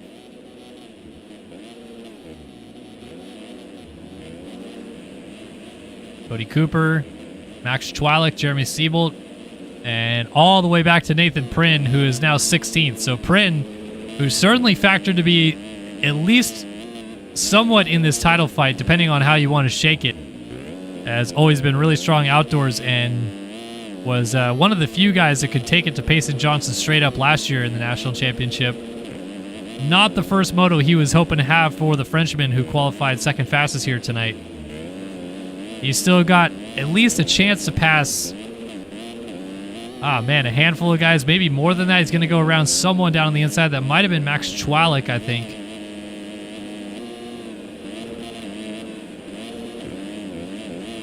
So up to 15th now for Prynn, and he is right behind Jeremy Siebold now for 14th. Look at Prynn just charging to the outside right here. Siebold, wow, getting past around the outside. Nice move by Prynn in the end. So a couple of spots gained right there as we were on board with Prynn. Going to this outside line, just carrying so much speed. Pops that triple. And Siebold's still putting pressure from behind, so hasn't really let him go. Then Cody Cooper just ahead of him. But then you got Heilman, McLaughlin, Wofford, Powers, all pretty close to Prynn as well, as we have just crested the 30-minute mark. So time has now expired as we go back to our race leader to see where he is. Jaden Wilson here at the top of the hill, in the middle sequence of the top of the hill, coming back down again next to the Fox Raceway shipping container. Back up the other side to the top of the hill once again, and Wilson at this point is fully in control at the front of this second 250 moto. Logan Leitzel now has moved into second place ahead of Seth Carr, so we have lost P2. 28-second lead for Jaden Wilson. Just putting a clinic on right now. Cooper Hunt knocking on the door for a podium, as is Casey Cochran and Luke Magnetti. The teammates coming down the hill side by side. Magnetti will complete that pass.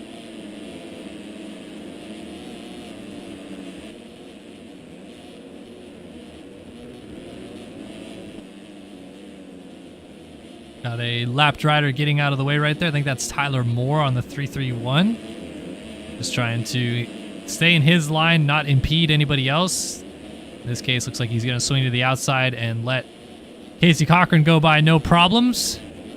So nicely done there by Tyler Moore, as Cooper Hunt really now has reeled in Seth Carr, and he's being pushed by Luke Magnetti on the 19 behind him. So the 2-lap card has probably just now gone out, as Jaden Wilson probably checking in out front based on where these guys are at the racetrack. I think Wilson's probably just now going over the line.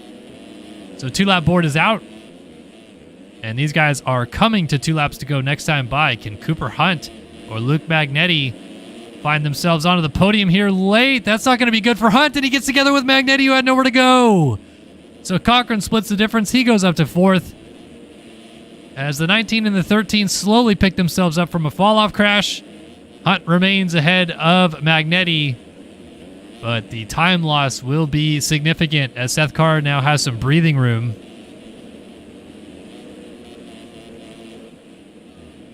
As Leitzel comfortably here in second place as well. Jaden Wilson, talk about comfortable. This guy is gone at the front of the field, and it is not close. 27 seconds. Gotta say, a little bit of a shock. Not really a shock to see him qualify fastest. It's not a shock to see him out front. But it's a shock by which the manner that he has dominated this moto, because, man, went down in the first corner in dramatic fashion, got kicked sideways across the track, and took out a lot of guys, which in turn probably helped him get to the front faster because so many people went down with him in the first turn. Picked himself up, just slowly clawed the positions back before you know it. Battling for the race lead. Took the race lead around the halfway point of this one and has taken off with it. Really impressive stuff. And can afford even a couple fall-off crashes as he comes to the white flag this time by, and will still easily win this first moto. Uh-oh, Cochran down out of 4th. So Hunt goes by, as does Magnetti. And Trent Adams as well. And here comes Matherly on the 38. Oh, Adams down. Matherly gets a twofer, goes around Cochran as well. So Matherly up into 6th position, I believe that is. Yeah.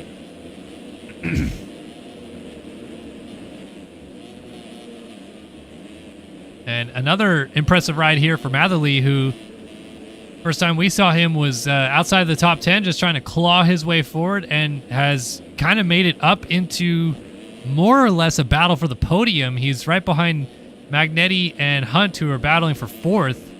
And then Seth Carr just went down in 3rd, so here we go.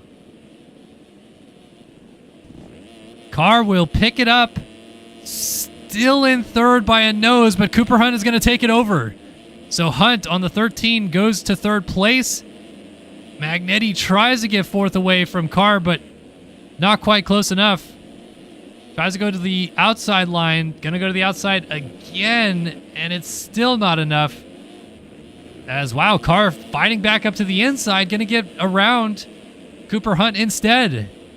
Terrific fight for 3rd place as the white flag waves.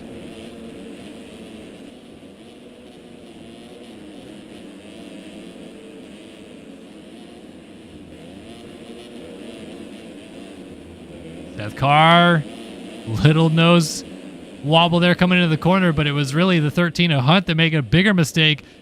Doolies in the background as Hunt and Magnetti side by side. Magnetti now takes over 4th. And then he immediately makes a mistake and coughs it right back up. So Hunt will shoot back through into 4th. They're still following Seth Carr, though, in a fight for 3rd place. Logan Leitzel is 2nd. Jaden Wilson has yet a few more corners to go before he wraps up this moto win. So can Cooper Hunt get close enough to Seth Carr? make something happen on this final lap of the race.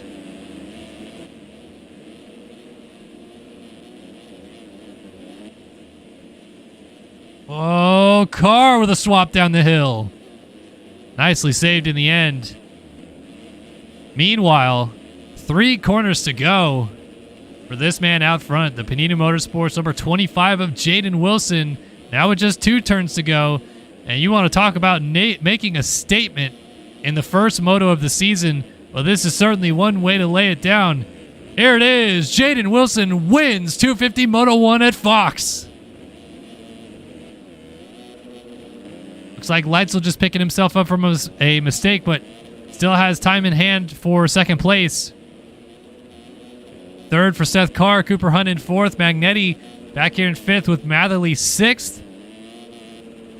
Cochran is in seventh, Trent Adams eighth, Powers ninth, and Cody Cooper closing up on him in 10th. So that is arguably the closest battle we're looking at right now. See if things stay status quo ahead of these two.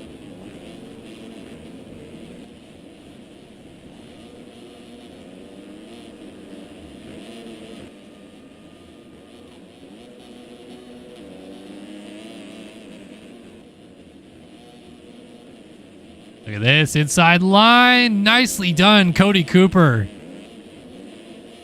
Great little pass to make that move into 9th place around Brett Powers. And up the road, Seth Carr does indeed hold on for third. It was Cooper Hunt in fourth. Magnetti 5th, Matherly 6th, Cochran 7th, Trent Adams 8th, Cody Cooper 9th. As these two guys still coming to the line, Brett Powers will round out the top 10 with a solid ride for Donut MX. Lane Wofford 11th. Nathan Prinn gets all the way back to 12th. Solid salvage ride for the 12 machine. Trevor Burns 13th. Jeremy Siebold 14th. John Heilman will pick up 15th in this moto. Jake Kazarian comes through and gets 16th. Luke Sullivan ended up fading a little bit at the end of this moto. He will come through and get 17th. Max Chwalik will just get 18th at the line ahead of Thomas Wilcox, and Tharp rounds out our points-paying positions. Behind that was Balzer, McLaughlin, Padani, Shirley, Pilsner, Johnson, Cavacuti, Hambrook, Linz, Jackson, Parker, Rogers, Irvine, Moore, Dye, Cross, Pinkerton, Garrett, Saves, and the aforementioned Johan Bordeaux, who had his game crash. Unfortunate for Bordeaux, who also factored to be very solid in this championship fight this year. All right, now waiting for those cuts to finalize, but taking a look at the Fantic machine of Jaden Wilson. Interesting move for Panini this year to run Fantic, but I dig it. It's different. It's unique. I like it. All right, cuts are in. Let's take a look if anything changed in our points-paying positions. Yes, Cody Cooper drops to 11th, which promotes Brett Powers to 9th and Lane Wofford to 10th, respectively.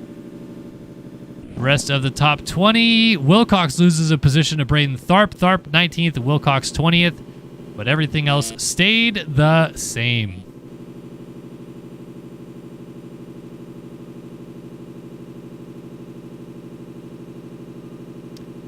All right, so that is 250 Moto 1 now in the books.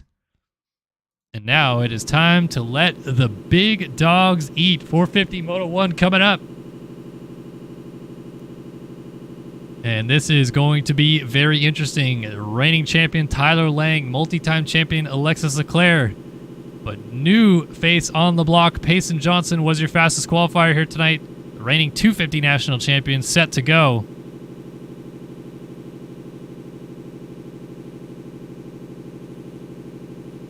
Going to be a lot of fun to see who comes out on top in this first moto. Clash of the Titans, if you will.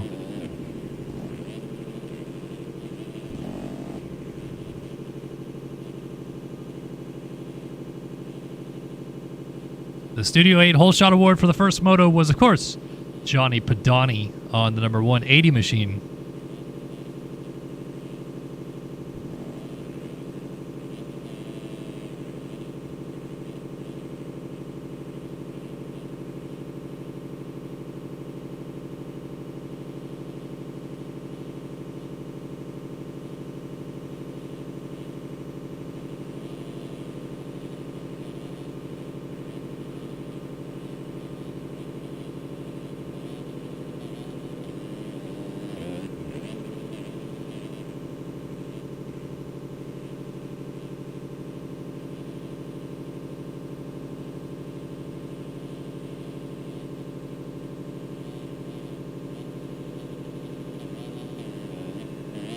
All right, let's see if we got a lineup check for the 450 guys. There they are. Payson Johnson goes to the line first. Alexis Leclerc, Jack Haley, Braden Carter, Tyler Lang, Matthias Janus, Bryce Whelan, Caleb Hall, Jacob Hubbard, Colby Eaglin, Kevin Frazaka, Chase Donovan, Pablo Vial, Dennis Fjellberg, Kyle Carpenter, Cole Gress, Julian Ori, Chris Post, Brandon Larson, Robert Wilson, Dylan Smith, Charles Gable, Chase Blakely, Daniel Mills, Nico Marchini, J.R. Reyes, Caden Speck, Braden Castellaneta, Adam Holm, and the rest of them we'll get to them when we load in here in just a moment as 450 Moto 1 comes to the gate.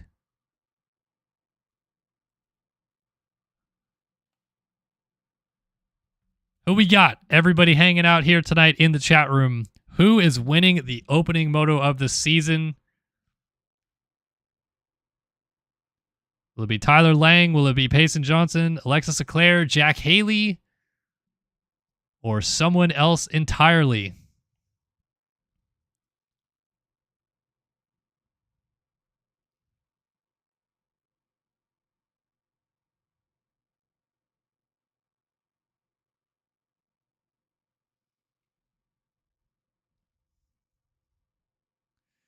Got to vote for Payson Johnson, vote for Jack Haley.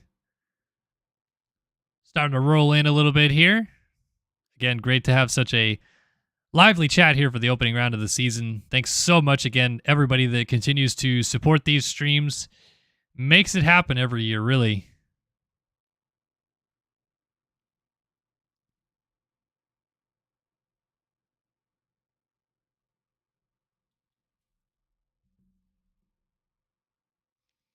Got a Payson Johnson vote. Jack Haley, T. Lang, Jack Haley, Leclerc. Chris Post gets a vote from Scapin Productions. Jack Haley, Tyler Lang, another Jack Haley from King Rider. Oh, Damian Lawyer says U-Air is pulling whole shot. Alex Martinez, the first person to vote for your reigning Supercross champion, Braden Carter. Jack Haley again. More votes coming in. Everybody's on the Jack Haley freight train here tonight, folks.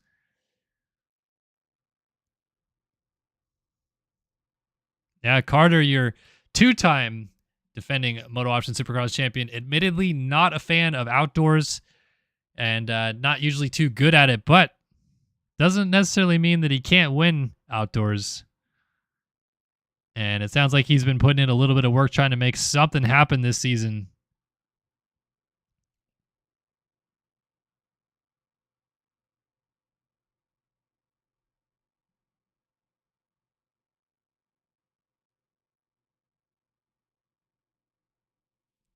All right, got to load in.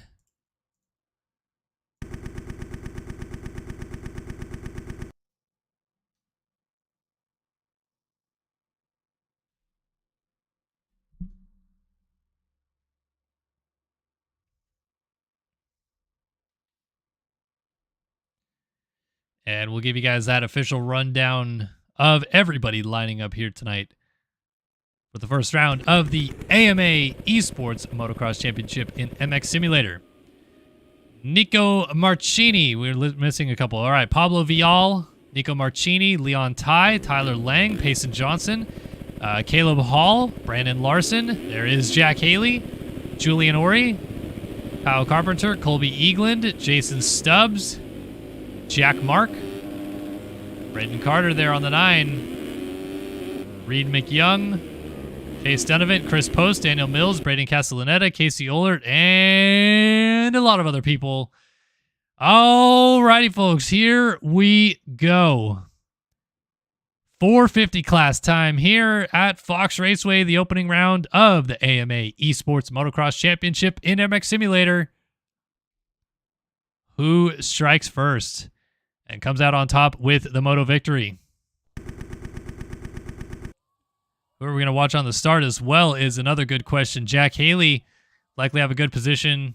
See if we can find someone a little bit further up, though, perhaps. Colby Eaglin, Payson Johnson, your fast qualifier. Tyler Lang, Cole Gress. How about we keep it on the champ? All right, here we go, folks. The revs are coming up. The 30 card is going to go sideways. The 7, the 9, the 1, they're all here. Let's go racing 450 class at Fox Raceway.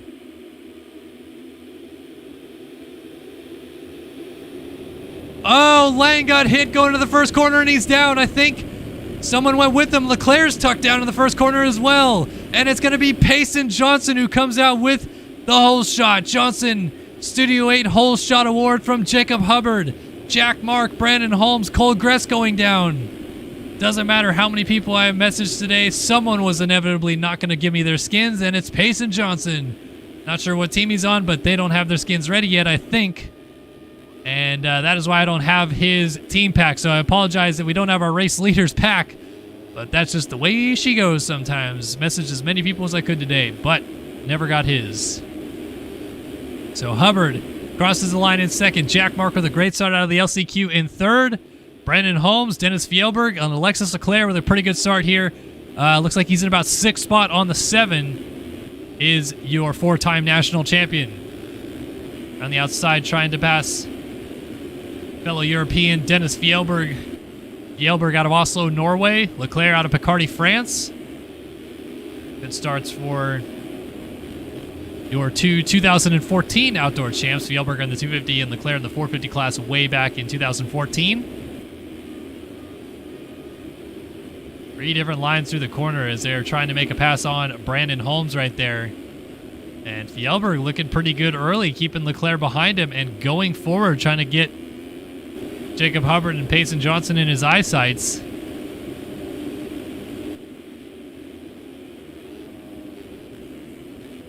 Hubbard not wanting to let Johnson get too far away. There is Fjellberg now in 3rd, Holmes in 4th, and Leclerc off the side of the track. Nice save. Gonna have Blakely pull up alongside of him on the 21.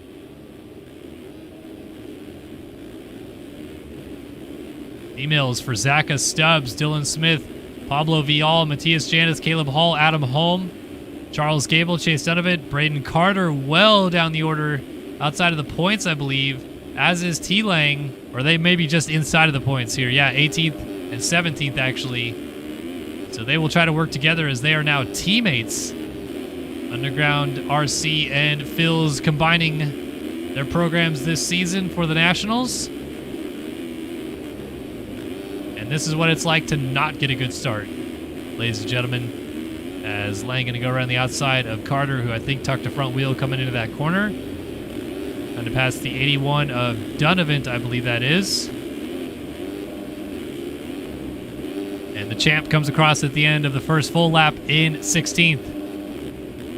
Going to get to the inside, make a nice little move right there, and our leaders are already pretty well gone. 3rd place is just 1 corner ahead of Lang.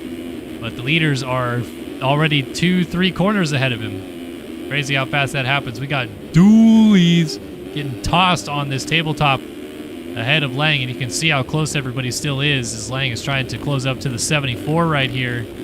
Kevin Frzaka.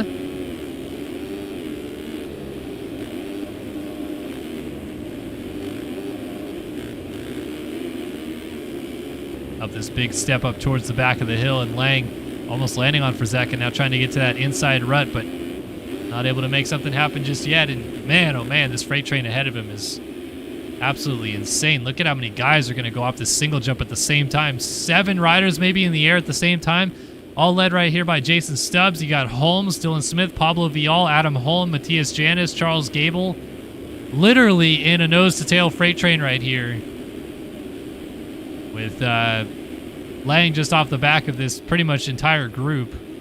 Oh, contact right there. That's Adam Holm going down. Tough luck for the 17 machine as Pablo Vial finds himself in a pretty good spot here. So it is still Johnson leading from Hubbard. 2 seconds in it between your 2 leaders. Now Leclerc has moved up into 3rd. He's 11 seconds off of Johnson. Blakely, Fjellberg, Daniel Mills behind. And then Jason Stubbs, who we just were seeing at the front of this battle right here, is in 7th. Brandon Holmes behind him in 8th with Dylan Smith. And Pablo Vial rounding out the top 10 positions.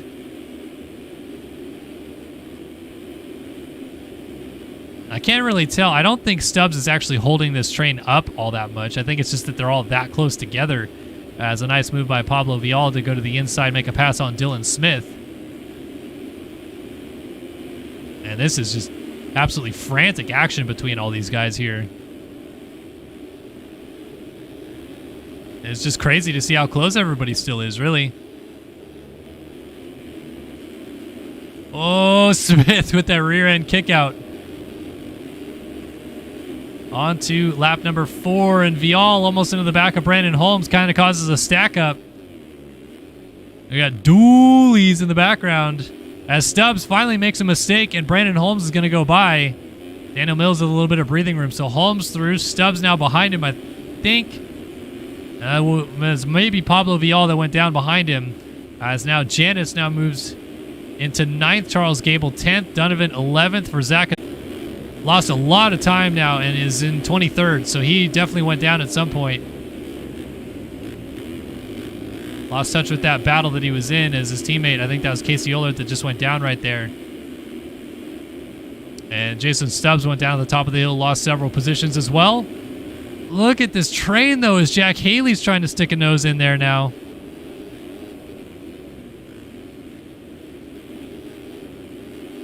Whew. Awfully close. And now the 96 there gets together with Jack Haley. What a save. Chris Post scrubbing back towards Jack Haley. They got together and Posty hitting the deck. Losing maybe 8 positions in the end. Whew. Braden Carter scrubs City over that step down.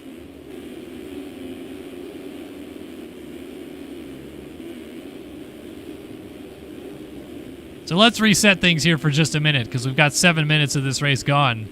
Still 23 minutes to go, but man, oh man, that was chaotic there for a while. So it's Payson Johnson leading, 5-second gap back to Jacob Hubbard in 2nd place. So Hubbard on the Phil's Underground RC number 78 has another 7 seconds back to this man, Alexis Leclerc, on the number 7 Panini Motorsports, backed by Safe Moon Fantic. Dennis Fjellberg has dropped to 4th. Daniel Mills is slotted up into the top 5. Brandon Holmes is 6th. Matthias Janis 7th, as they're going to go bar to bar over this table. Charles Gable 8th. Pablo Vial 9th. And Kevin Verzaka rounds out our top 10. Robert Wilson is 11th. Jack Haley 12th. Blakely 13th. Holm 14th. Donovan now comes through in 15th. Lang 16th. Post 17th. Dylan Smith back here in 18th. Brandon Larson 19th. And Jack Mark rounds out our top 20. Crucially, Braden Carter has lost a lot of positions back to 26th as we sneak back up to Matthias Janis here.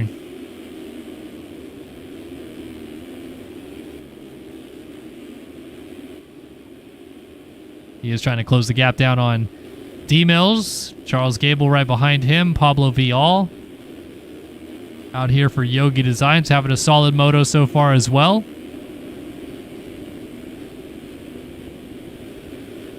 Oh, that was Fjellberg down. So Fjellberg drops it from 4th. He is going to go back to 9th by the looks of it. For Dennis Fjellberg on the 3. He falls back behind Kevin Verzaka, but remains ahead of Robert Wilson.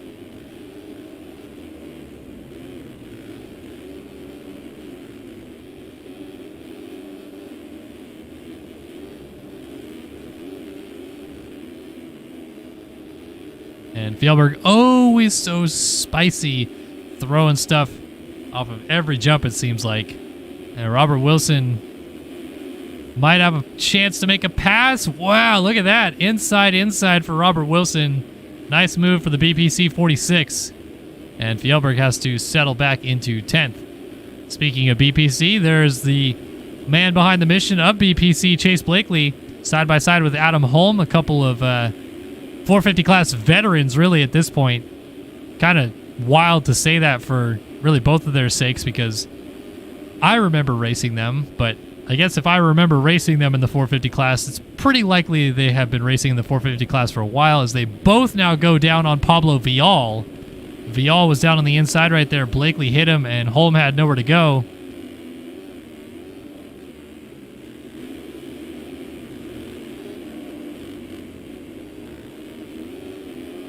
I'm going to get around Blakely. Dooley's up ahead. Vial gets going with Donovan, and they absolutely toss it.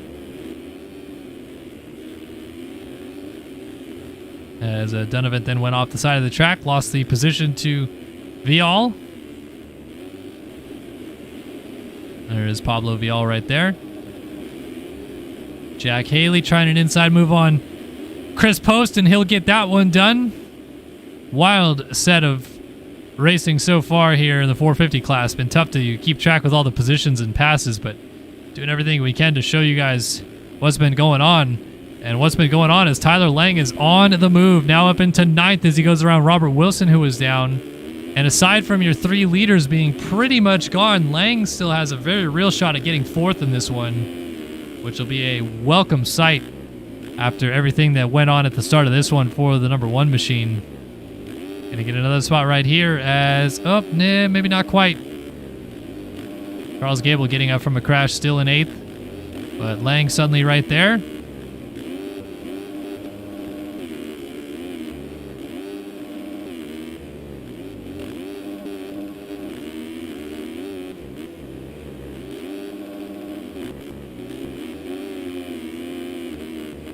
Close little fight here between Gable and Lang as we stay on board of the champ here to the line. See what he's able to put down, a 2:07.9, but once again another lap in free air.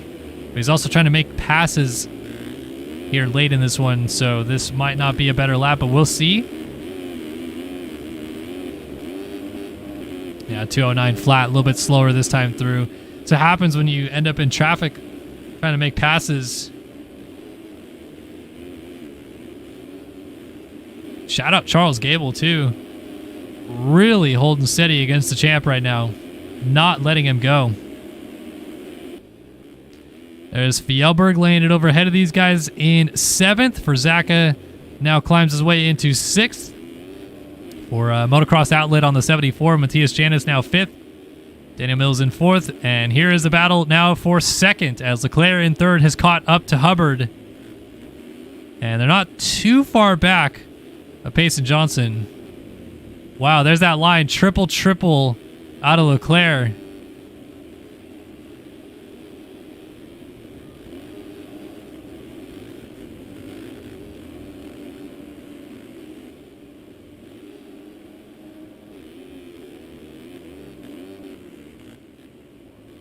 Oh, man, that scrub out of Leclerc. Trying to get a nose to the inside, getting that rear wheel traction down. Is it enough, though? Not quite. Hubbard holds on around the outside. Did I just hear Payson Johnson going down? Yeah, it was. Johnson went down. He's now behind these guys. So the leader is now Hubbard, but maybe not for long. Leclerc to the outside.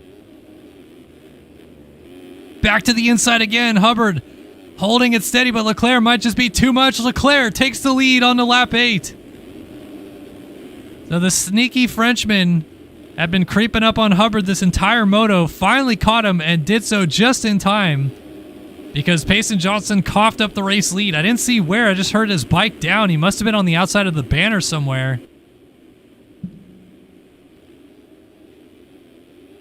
And Leclerc goes to the front. Now, is this dangerous for the rest of the field, or does Payson Johnson have the pace in hand? 2:04.5 versus a 2:05.2 for the best laps that they've put down so far, but Johnson just did a 2:16.9.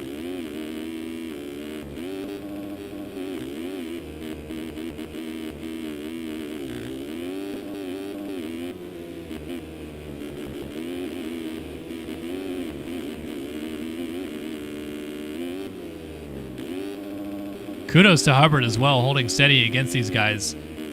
Not that Hubbard is a slouch by any means. He won a Supercross earlier this year, but you have the reigning 250 national champion and fastest qualifier Payson Johnson right up here, and you have the 4-time national champion Alexis Leclerc also leading the race as well, and Hubbard has held his own among these guys, but Johnson finally breaks through, gets back in 2nd place, and now this should be fun to watch. Again, Johnson reel in Leclerc for the race lead on speed alone. We'll see if it happens, but for the time being, we'll give you guys a quick top 20 rundown since we are just about at the halfway point of this moto. Alexis Leclerc on the Safe Moon number 7 leads this race ahead of Payson Johnson on the ABCDEFGHLJKMLNOPQRSTUVWXYZ number 51 machine. It's Jacob Hubbard in 3rd on the 78 Phil's Underground RC machine, and then a huge gap back to Matthias Janis on the Panini Motorsports number 14 in 4th. 5th place for Kevin Verzaka, Motocross Outlet, number 74. 6th for Jack Haley on the Jack Daniels Racing, number 2. 7th for Dennis Fjellberg on the Underground RC Phils, number 3. Daniel Mills on the Jack Daniels Racing, number 15, comes through in 8th spot. 9th for Charles Gable, Privateer, lifing it out here. I believe he is number 396, I should say. And 10th place for Pablo Vial, the Yogi Designs effort, showing up and absolutely crushing it out here in his first go in Race Factory North America competition. Rounds out your top 10. Adam Holm in 11th on number 17 Aspect Visual Co. Machine. 12th for your champ, T. Lang. Underground Phil's number 1. Robert Wilson, 13th for BPC on the 46. 14th is his teammate, Chase Blakely. BPC number 21. 15th for Chris Post, SwapMotoLive.com, number 96. 16th for Braden Carter, Phil's Underground RC, number 9. 17th, JR Reyes, SwapMotoLive.com, number 73. 18th for Brandon Holmes on the UND 760 Motorsports, number 481. 19th, Brandon Larson on the Stance, number 531. And Chase Donovan over the bars was in 20th. Give it to Reno Brennan on the number 0 Wildside Designs machine. Is he really number 0? No, 422. I thought so. But it is Brennan who was in the final points paying position. That instead will go to your newly crowned 250 East champion, Bryce Whelan, on the 45 Phil's Underground RC machine. So we had not seen Whelan at all tonight. Finally shows his face in the 450 class and just got inside the top 20 for our countdown right there. Uh-oh, we got to change for the lead. While all that was going on, Hubbard has gone back to the front from Leclerc and Johnson. So Johnson and Leclerc must have both went down at some point. As Leclerc gets sideways, he lays it down. And there is Johnson in the background behind him now. So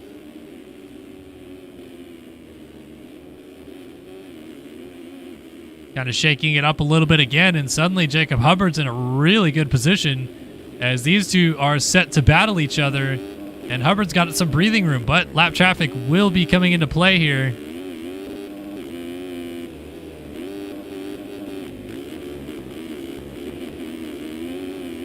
Really going to come down to who handles that lap traffic the best, as we have a lap rider between Leclerc and Johnson now. I don't know who it was, but he just got turned and went down.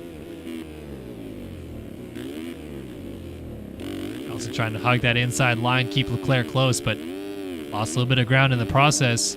Now, if Leclerc and Johnson here are smart, they would figure out how to kind of link up and push up to Hubbard for the race lead, make this a 3-rider battle instead of battling each other. But kind of seems like Leclerc has just said, I don't even care about linking up, I'm just going. And he has quite literally put a little bit of gap now between himself and Johnson as he sets his sights on Hubbard, the race leader, ahead of him. So we have just over 11 minutes plus 2 laps still to go in this first 450 moto. And at this point, it kind of comes down to, what is Jacob Hubbard made of in the late stages of this race? Does he have the tenacity, the consistency to outlast Payson Johnson and Alexis Leclerc, 2 of the fastest riders in MX Simulator history, coming from behind him?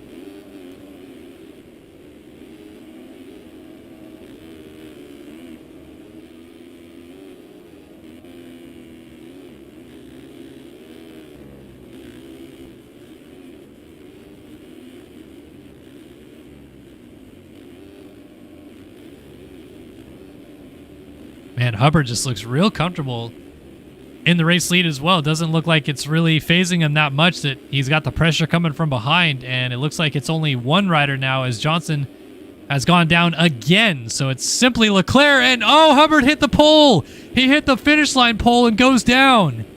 What an awful way to lose the race lead, but that is just going to put Leclerc to the front. Leclerc goes down. Nose heavy on the triple into the corner, and the Frenchman hits the deck. So Hubbard back to the front. Leclerc is going to pick it up just as Johnson gets there. Johnson is going to get around him. What a weird turn of events that was. Successive crashes in some of the most unlikely ways out of Hubbard and Leclerc. But yes, that finish line structure, as well as the many other overhead structures around the racetrack, do have collisions. So if you just get a little offline coming to the flag, you will hit that pole like Hubbard did, get kicked sideways, and go down.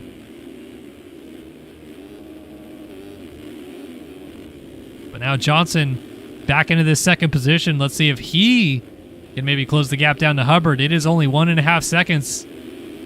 Hubbard is not really in clean air anymore either. They're starting to run into the back of some more lap traffic. Ooh, a little kick sideways there for Hubbard. Here comes Johnson, man. He is closing in a hurry. And I think Hubbard, a lap ago, has praised him for not really seeming like he's felt much of the pressure from behind, just riding his pace. I think he's going to feel the pressure now because Johnson is there, folks. Battle for the lead at Fox Raceway. Under 10 minutes to go. Oh, Johnson down! Laid it over on the rut on entry and immediately a legs off. So now it's up to Leclerc to close the gap down.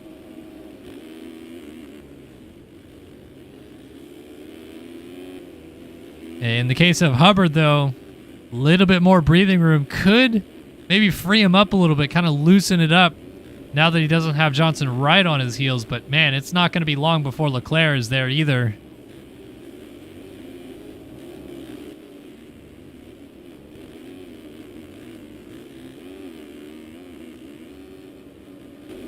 So this time, Hubbard doesn't hit the finish pole, and Leclerc gets the triple cleanly. So a lap later, they seem to have figured it out. It was just that one lap that was a little bit weird. Meanwhile, Lang has moved all the way up to 6th. So good charge for the champ. But all eyes now firmly fixated on the battle for the race lead as Hubbard trying to break through for a first moto win of his career, with Leclerc bearing down behind him.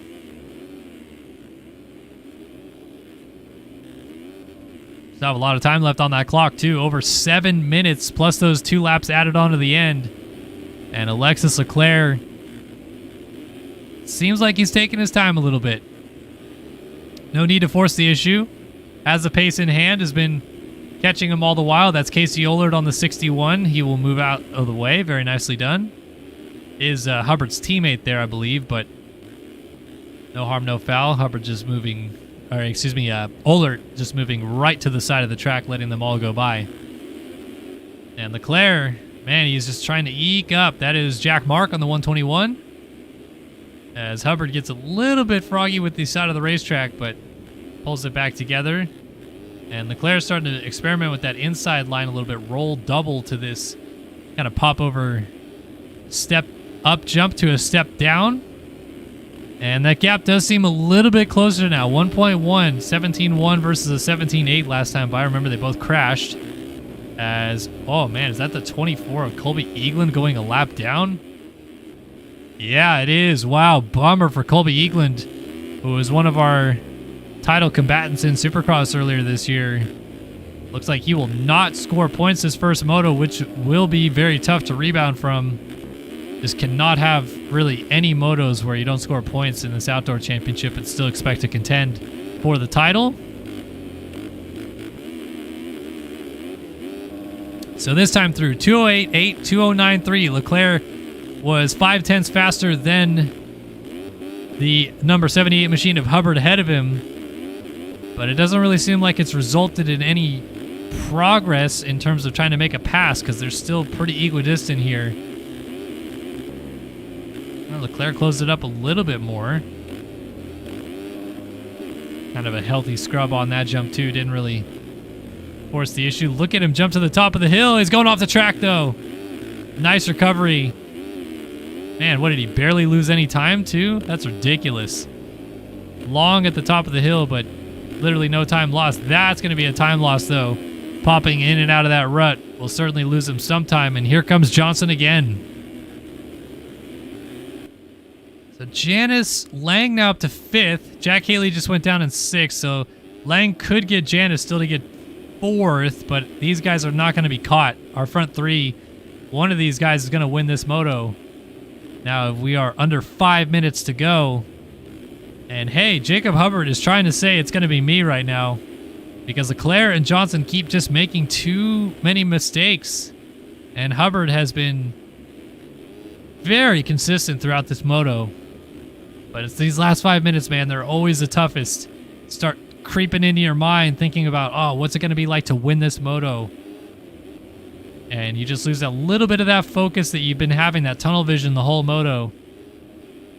So far, so good for Hubbard. And fortunately for him, he does have race-winning experience, as he's able to pick up the win right at the end of the season of Supercross. I believe at Foxborough is where he won his first main event of his career. But he continues to lead now from Johnson. Johnson has moved to second, 3.6 down. Leclerc made a mistake. Now 5.5 back is the Frenchman. And we'll see if he starts closing the gap back down again. Man, we have got just about 4 or 5 more laps to go. And it just seems like this battle is brewing, but it hasn't really hit a crescendo yet. At some point, something's going to happen here. Just what will it be? Will it be Johnson and Leclerc losing more ground? Potentially crashing again? Or is it going to be Hubbard that makes a mistake? Well, there's one of the answers. Leclerc tucks the front end and goes down. Again, loses him about 8 to 12 seconds with that fall-off crash. Meanwhile, Johnson, man, he is catching Hubbard hand over fist at this point. Gap has gone from 3 seconds to about 1 in a hurry here.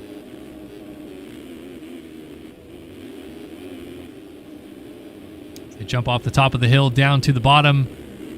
Look at Johnson charging to that outside line and closing right up on your race leader Hubbard as they go up to the top of the hill. Little bit longer to flat to the outside line. Not close enough yet, but he's certainly searching for the opportunity as he goes to the outside here at the bottom of the hill. That double notch in the rut just cost him, I think, enough drive to make that work all the way through the corner. And now Hubbard might be picking it up a little bit again. Seems like he has kind of responded to some of that pressure.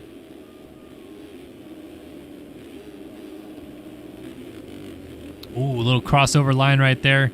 I probably actually ended up gaining him time, though. It was actually a mistake.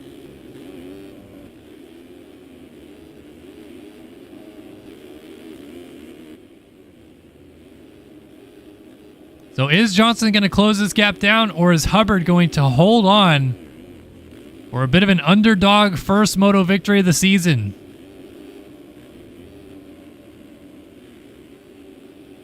Oh, Johnson's so smooth through that outside line. You can see Hubbard, he's just defensive right now.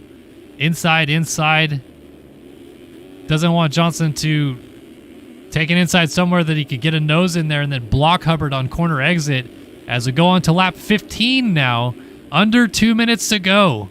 So next time through, these guys will see the 2-lap board. 3 laps to go right now at Fox Raceway. Hubbard versus Johnson for the race lead.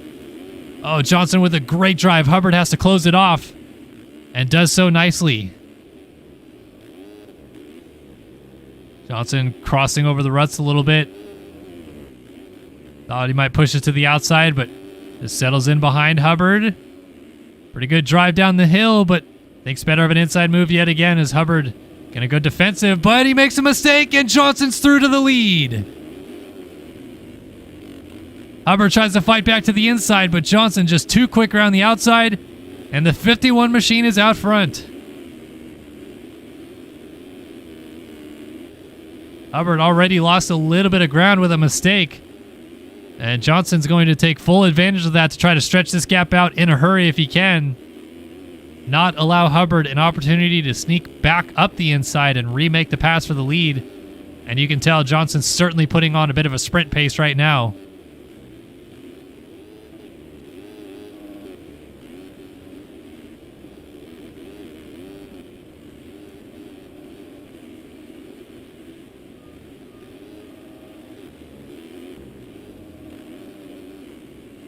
Man, look at that gap, how much that opened up in a hurry. Hubbard, man, maybe he was having some thumb pump, right? Got a little bit tired late in the race. There's don't really think about that aspect of it, but it kind of gets mentally draining to lead for that long. And instantly a 5-second disadvantage for Hubbard. And he might go down. Nice save. But yeah, just leading that long, it just takes a little bit more toll on you than you really realize. Back to a battle for fourth now. Janice dealing with pressure from Jack Haley on the 2. They've both gotten back around Tyler Lang as Janice with a scrub and a half. I don't know how he stayed on 2 wheels right there. Let's see if Haley makes this inside work. He does, because Janice made a mistake to the outside. So Haley back through into second place. Or fourth place, excuse me. I was thinking of the 2 on his bike. But yes, Haley in fourth place now. As our podium runners are well far gone of this battle behind. There is your defending champion Tyler Lang now running in 6th. And Carter, wow, terrific job for Carter to claw himself back to 7th. It was not looking good early on for the 9, down in 26th when we saw him about 10 minutes into the moto.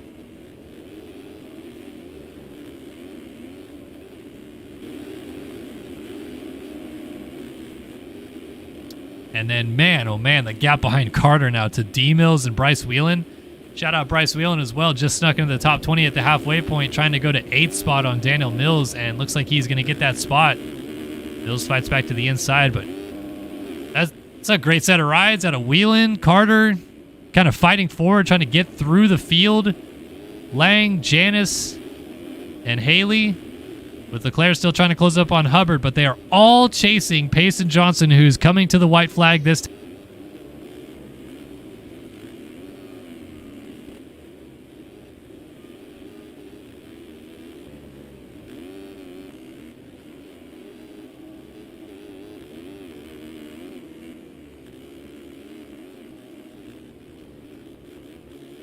So past the mechanics area one more time.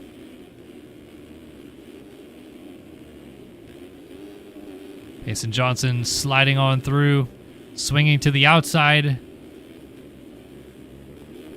In control at this point. Hubbard's already far enough back that Johnson could maybe even crash and keep the position. And Leclerc 4.5 seconds down of Hubbard. It looks like, unless something crazy happens on this last lap, that is going to be the finishing order of your top 3. So we'll see if anything changes. It's still Haley ahead of Janice. And then Lang. So Lang trying to fight up to get inside the top 5 in this first moto.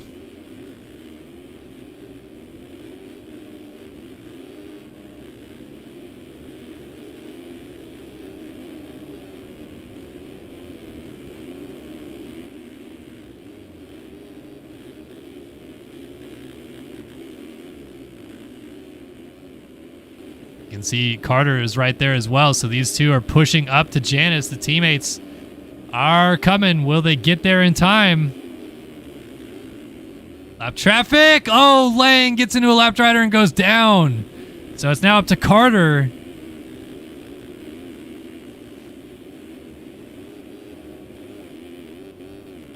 As Carter absolutely tosses it on the table. He is trying to catch Matthias Janice for this 5th position.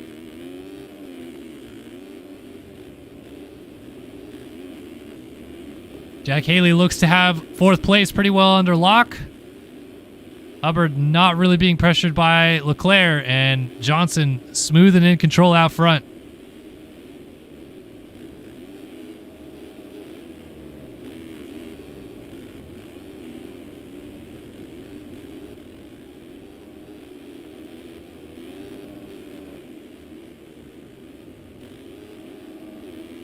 So a few turns left to go for Payson Johnson. And the 51 machine, who I've been told all throughout this moto is literally just privateer lifing it right now. Hence the no skins and the long team name. That's a way to start off your season if you have no team backing you. Maybe open up the door for someone else to take your services and run with them for the summer. But here we go. Payson Johnson brings it down. Johnson strikes first, wins 450 Moto 1 at Fox Raceway. Valiant effort here by Jacob Hubbard to collect second, 6 seconds down in the end. Alexis Leclerc will pick up 3rd 1.7 back at Hubbard, so we'll see if cuts affect that.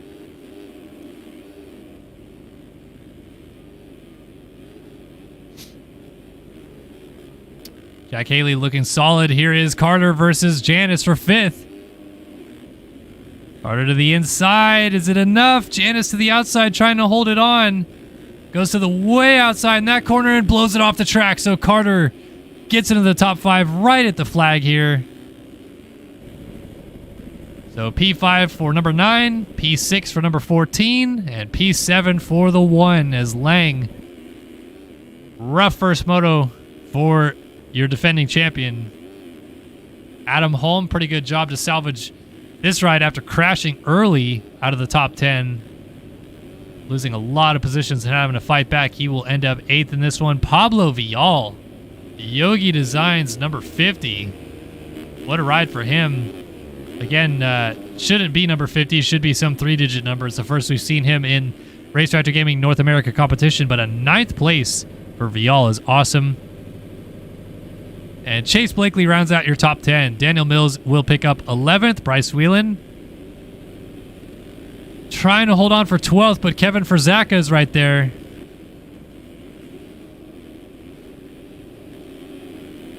Frazaka trying to get a drive to the flag. Oh, it was close in the end, but Whelan holds on for 12th. Frazaka 13th. JR Reyes trying to get 14th. He's side by side with the 26 of Castellaneta. 1600ths of a second separate them, but it is Reyes 14th, Castellaneta 15th. Gable in 16th, Larson 17th, 18th Robert Wilson, 19th will be Kyle Carpenter, and 20th will be Reno Brennan as Dennis Fjellberg and Dylan Smith fight for no points in the last turn. And cuts have come in. Let's see if anything changed. Yeah, it looks like JR Reyes goes from 14th to 16th on cuts, which promoted Castellaneta and Charles Gable up a position each.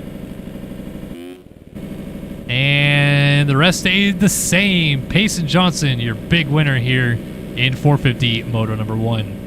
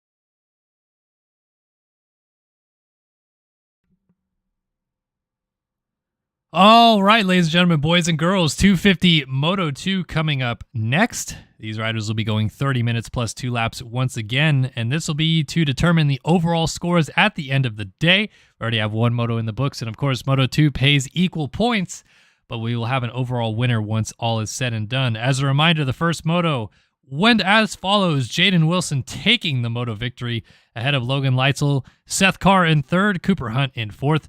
Luke Magnetti rounded out your top 5 ahead of Cade Matherly, Casey Cochran, Trent Adams, Brett Powers, and Lane Wofford inside of the top 10. Cody Cooper, Nathan Prynne, Trevor Burns, Jeremy Siebold, and John Heilman were 11 through 15, with Jake Kazarian, Luke Sullivan, Max Chwalik, Braden Tharp, and Thomas Wilcox rounding out your points-paying positions.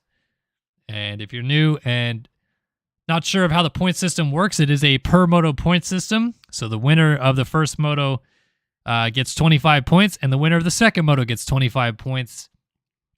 If Jaden Wilson wins both motos, he walks out of here with 50 points. But as such, Wilson picked up 25 points in that first moto. Leitzel picked up 22 points for finishing second. Seth Carr picked up 20 points for finishing third. Cooper Hunt was 18 points for finishing fourth. And Luke Magnetti, 16 points for finishing fifth. Everybody back of that, 1 point down, 15 points for Cade Matherly in sixth, and so on, 14, 13, 12, 11, 10, all the way down to 1 point for 20th place, which was, of course, Thomas Wilcox.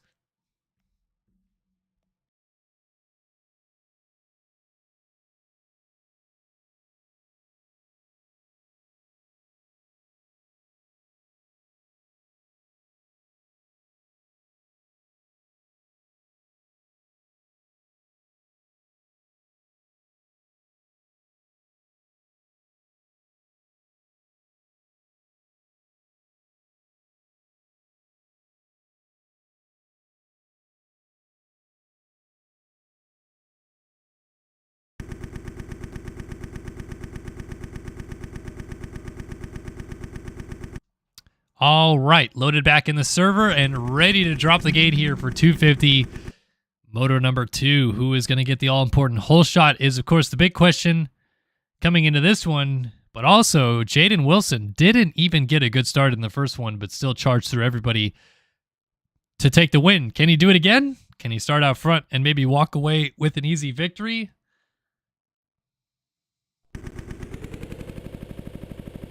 All of these questions are about to be answered. Let's give you a rundown of who's on the gate here for this one. Sean Hambrook, Dylan Cavacuti, Daniel Irvine, Cody Cooper, Logan Leitzel, Jeremy Siebold, Rasmus Balzer, Trevor Burns, Cooper Hunt, Max Twalik, Jake Kazarian, Brett Powers, Casey Cochran, Luke Magnetti, Braden Tharp, Seth Shirley, Lane Wofford, Luke Sullivan, Seth Carr, John Heilman, Connor Linz, Jaden Wilson, Ryan Pinkerton, Johan Bordeaux, Zoa Cross, Tanner Rogers, Thomas Wilcox, Tyson Johnson, Nathan Prynn, and Cade Matherly. We missed a couple there as we were running through the field, but I'm sure we'll see them in the moto coming up here in just a moment. This is the parade lap for 250, moto number 2.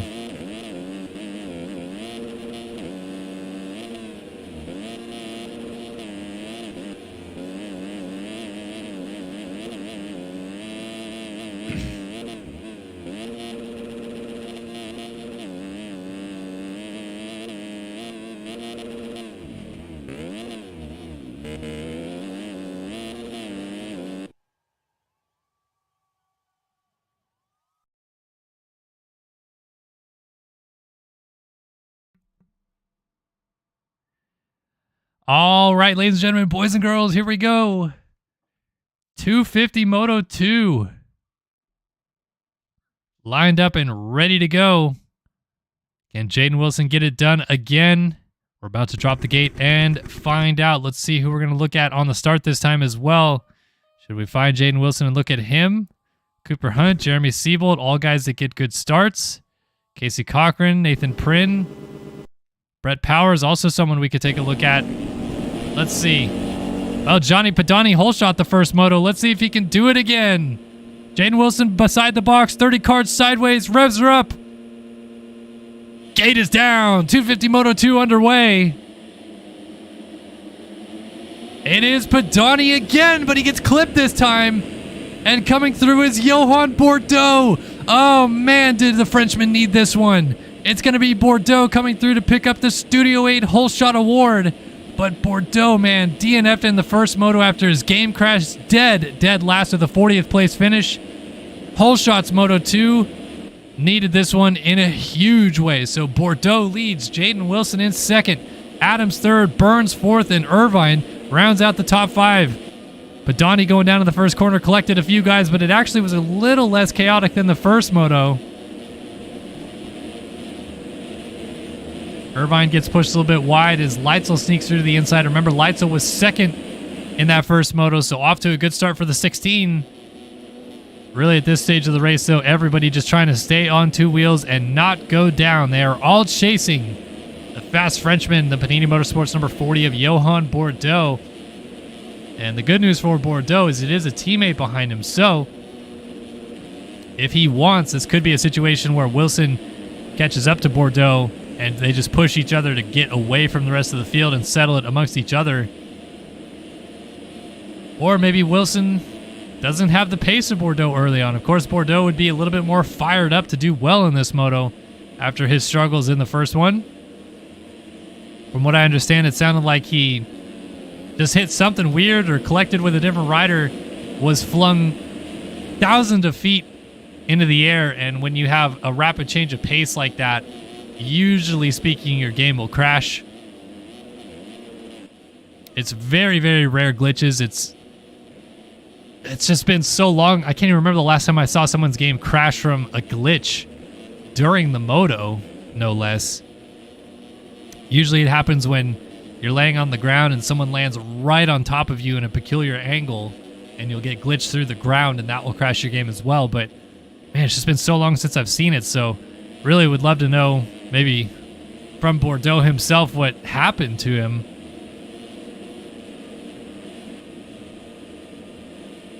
But a terrific start here for the 40, and he leads the field through. So it's Wilson second, Trent Adams third, Leitzel fourth, Cody Cooper coming through here in fifth, Heilman sixth, Irvine seventh, Seth Carr eighth, Sullivan in ninth, with Hambrook rounding out the top 10, Wofford 11th, Frank Jackson 12th, Pinkerton, Prin with a better start, Kazarian, Seabolt mixed in here as well with Max Chwalik. Got Tanner Rogers slingshotting around the outside, but I think the key right here might be Nathan Prin, who went from way outside of the points to get 12th the first moto. So it's not necessarily a better, position to be in, or a much better start, I should say. But 14th is better than outside of the top 30. And Prin could certainly do something with this start this time through, as he was your second fastest qualifier. We'll see if he turns it into something a little bit better than 12th, as he's going to sneak through, get into 13th place right here, and continue to march forward. But similar to what we saw out of Lang in that 450 moto, this is what happens when you start in the midfield of the pack. You have just a train of riders behind you, a train of riders in front of you. You're trying to catch the group ahead of you and not think behind you, but you also have to be wary of the fact that you get one little line wrong and someone might sneak up the inside. They could put you on the ground very easily. So it's a catch-22. You have got to be careful in these early stages to not go down. And right now, Prin doing a pretty good job of that. Man, everybody taking those same liberties off the side of the racetrack back there.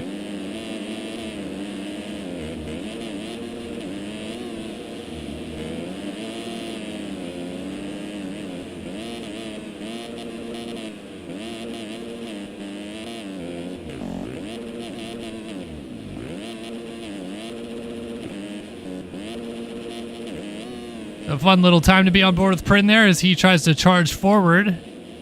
As we peek back to the front, though, it is still Bordeaux ahead of teammate Jaden Wilson. And Wilson, I guess what we talked about at the beginning of this moto, might just be thinking it's better off to follow his teammate here for a little bit because, Bordeaux is no slouch. He certainly has the pace. Of course, Wilson was your fastest qualifier, so we know he has a little bit more pace. But, hey, why not? Work together with your teammate. Get a gap.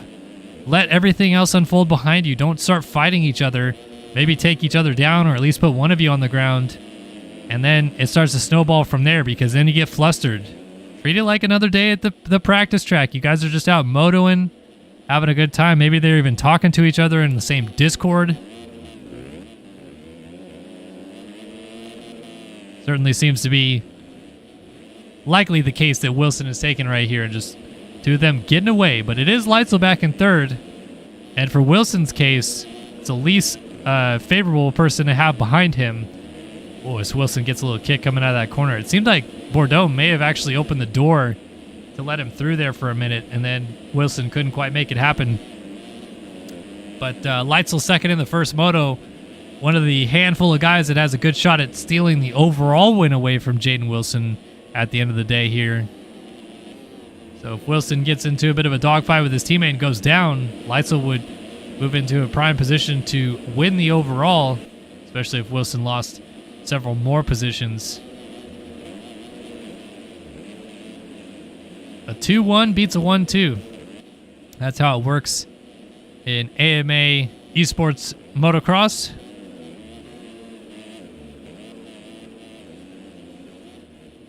Oh, is that Bordeaux going down? It is! Bordeaux hitting the deck off the backside of the step down. And he's in a bad spot right there. Fortunately, only one rider had to really go by him.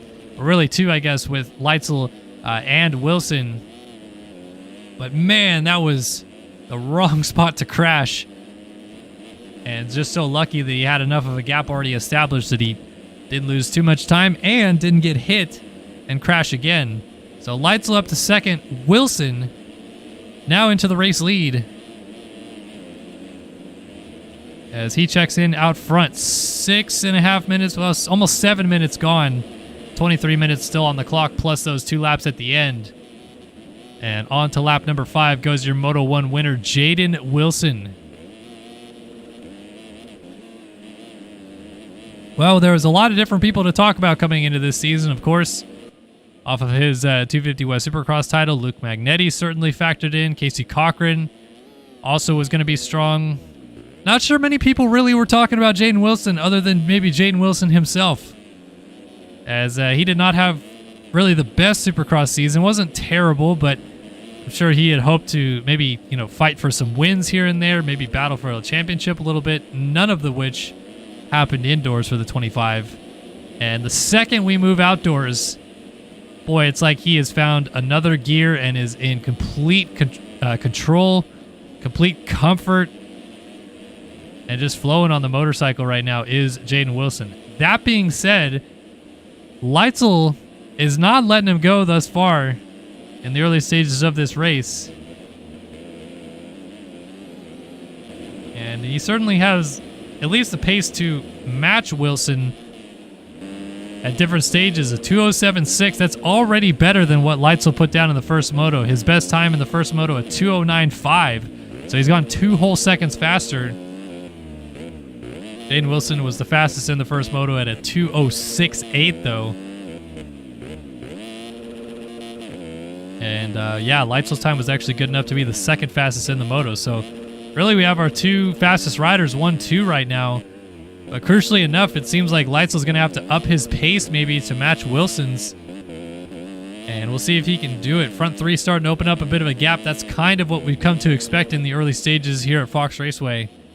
Sullivan and Heilman 4-5 with Prin now up to 6th, Hambrook 7th, Adams 8th, Cooper 9th, Seth Carr is in 10th, and I wanted to come back to this freight train right here. Linz, Irvine, Jackson, Rogers, Wofford, Parker, Wilcox, Siebold, Balzer, Twalick, all nose to tail back to 20th place right now.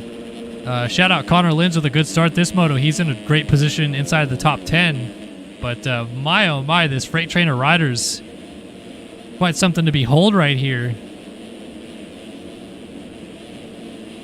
Balls are on the 77, trying to go to the outside here to make a pass on, is that the 11 of Sullivan, I believe? No, it's actually the 18 of Siebold, but he'll also get the 115 of Body Parker as he weaves through those guys, trying to get Thomas Wilcox as well. Lane Wofford now putting pressure on Tanner Rogers, Daniel Irvine, and Frank Jackson, and up to Connor Linz, just up the road of these guys. So Linz, a lot of people big fans of Connor Linz here in the chat room tonight, came into the chat room after the first moto was over and basically, suggested that the road system was a little bit difficult for him to get used to, because the last time Connor Linz raced professionally in MX Simulator, the road system did not exist in the game way back in 2017. So that has been something that has been introduced to the game since Linz pseudo-retired from MX Simulator racing. Now he's back out here giving it a go. And just trying to get adapted and acclimated to that change in the racetrack and how much, different the track gets as the moto goes on, how different that feels on the suspension as well. Because you build a suspension setup based off of one feeling, but track's a lot different a little bit later on. So he's learning, and he's picking it up well, currently running in 11th position. Right behind Seth Carr. Remember, Seth Carr was 3rd in the first moto. Cody Cooper also in the mix with Trent Adams, Sean Hambrook, and Nathan Prin having a much, much better moto this time through. And starting to knock on the door for a top 5 here. He's in 6th, but all over John Heilman for that 5th position. Gonna make a little mistake right there, kind of go in and out of the mechanics area.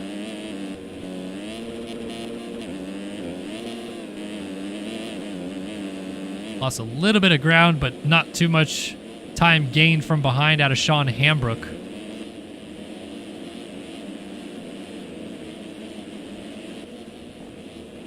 So Heilman still dealing with the pressure of Nathan Prin. And you got Luke Sullivan running in 4th place.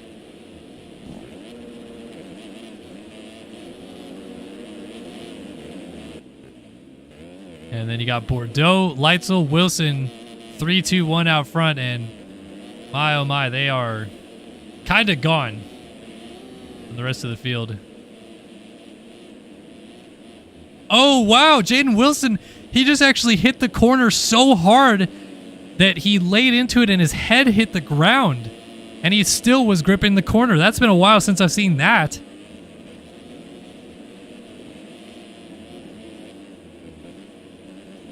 So Jaden Wilson coughs up the race lead and Logan Leitzel goes to the front. What a turn of events that is. Not even yet halfway through.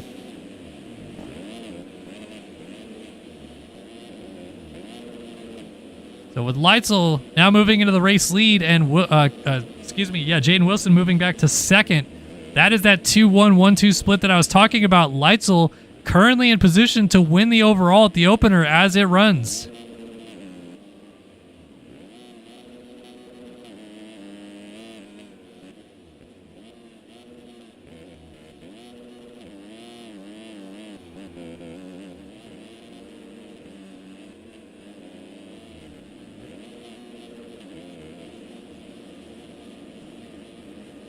What a bonus this is for Leitzel, who looked really solid in that first moto, but had to do a lot of climbing through the field. This time gets a bit of a gift out of Jaden Wilson, and kind of the question that we have now for Wilson is, can he put laps together that are similar to that quali pace he's used to running? So a 206.2 is his best, and then a 206.4 is Leitzel's best. He did a 207.2 last time by, 216.8 out of Wilson, so even with the fall-off crash, he still didn't lose that much time when the grand scheme of things there, because he basically matched a perfect lap coupled with a fall-off crash. 5.8 seconds down, and it's really a mano-a-mano battle between the two of them because they are gone. And I think before this kicks off, as we approach the halfway point, we'll give you guys a top 20 rundown as we have 14 minutes gone, 16 minutes to go, just about that halfway point. It is Logan Leitzel on the Yogi number 16 out front with Jaden Wilson, Panini Motorsports number 25 in 2nd. Johan Bordeaux, Panini Motorsports number 40 in 3rd. And hey, yet another Panini Motorsports ride. It's the 11 of Luke Sullivan in 4th. Nathan Prin claws his way into the top 5 on the District Designs number 12. Rounding out your top 5 there is Prin. John Heilman, SwapMotoLive.com, number 44 is in 6th. Sean Hambrook on the iSpec. Number 976 is in 7th. 8th for Seth Carr on the Underground RC Phils, number 35. 9th for Cody Cooper on the iSpec, number 55. And 10th for Rasmus Balzer on the Rumus, number 77. 11th for Max Twalix on the Braxton Worldwide, number 43. 12th for Lane Wofford, Boots House, number 27. Connor Linz on the Phils Underground, number 357. In 13th, 14th for Buddy Parker, Full Throttle, number 115. 15th for Thomas Wilcox on the C4D MX, number 22. 16th, I should say, for Trent Adams, Yogi Designs, number 43. 17th, Daniel Irvine, Aspect Visual Co, number 52. 18th, Noah McLaughlin on the Privateer, number 124. 19th for Frank Jackson on the Phils Underground RC, number 32. And rounding out your top 20, Ryan Pinkerton, Yogi Designs, number 58. But he's got Cade Matherly right behind him, as he does Luke Magnetti as well, and Brett Powers. Jeremy Siebold. I also haven't seen Casey Cochran. Where is the 20? Wow, Cochran 31st. Rough go at this first round here for the UND number 760 Motorsports number 20, I should say.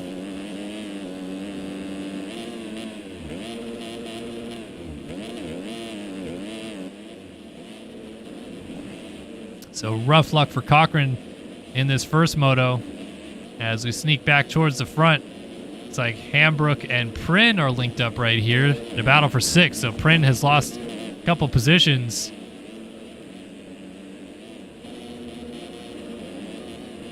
Inside move, not quite close enough just yet though.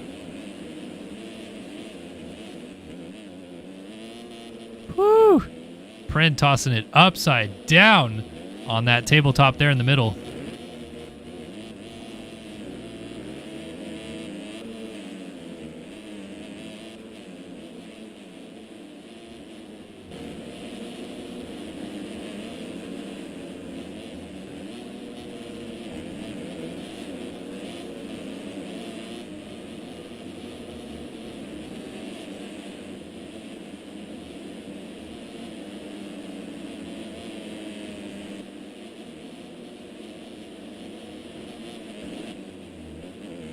Back out front to Logan Leitzel.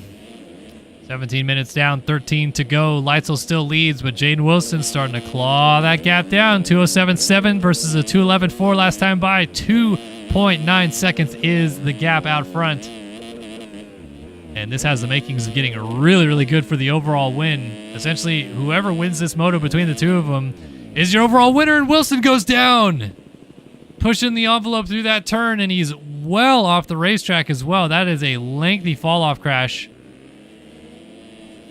Gonna rejoin just in front of teammate Bordeaux. Still in second place, but a lot of time lost. As Wilson's now going to need a little bit of help out of Leitzel ahead of him, because Leitzel is going to be smooth sailing now, 13 seconds in the race lead. Hey, how about Luke Sullivan? Haven't talked about him much this moto, but the third in line of the Panini Motorsports riders.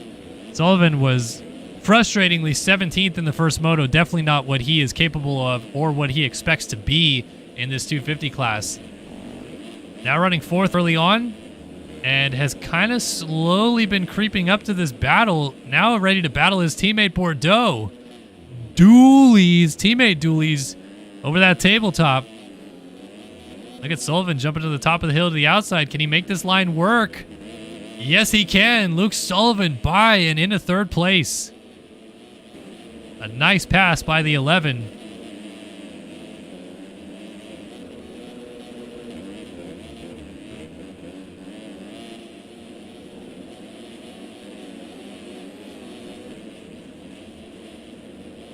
Bordeaux trying to stay with him, maybe get a pass back. All the while, they're trying to catch their teammate, Jaden Wilson. He's got a little bit more of a gap established, though, between them. Ooh, Bordeaux. Picked a little bit sideways at the top of the hill right there. Still right on Sullivan. Hasn't really let the 11 machine go just yet. But for the time being, Sullivan looks like he's going to hold that spot. Prin back up into the top 5, and about 10 seconds behind these guys by the looks of it. Yeah, roughly 9 seconds, give or take, behind Bordeaux.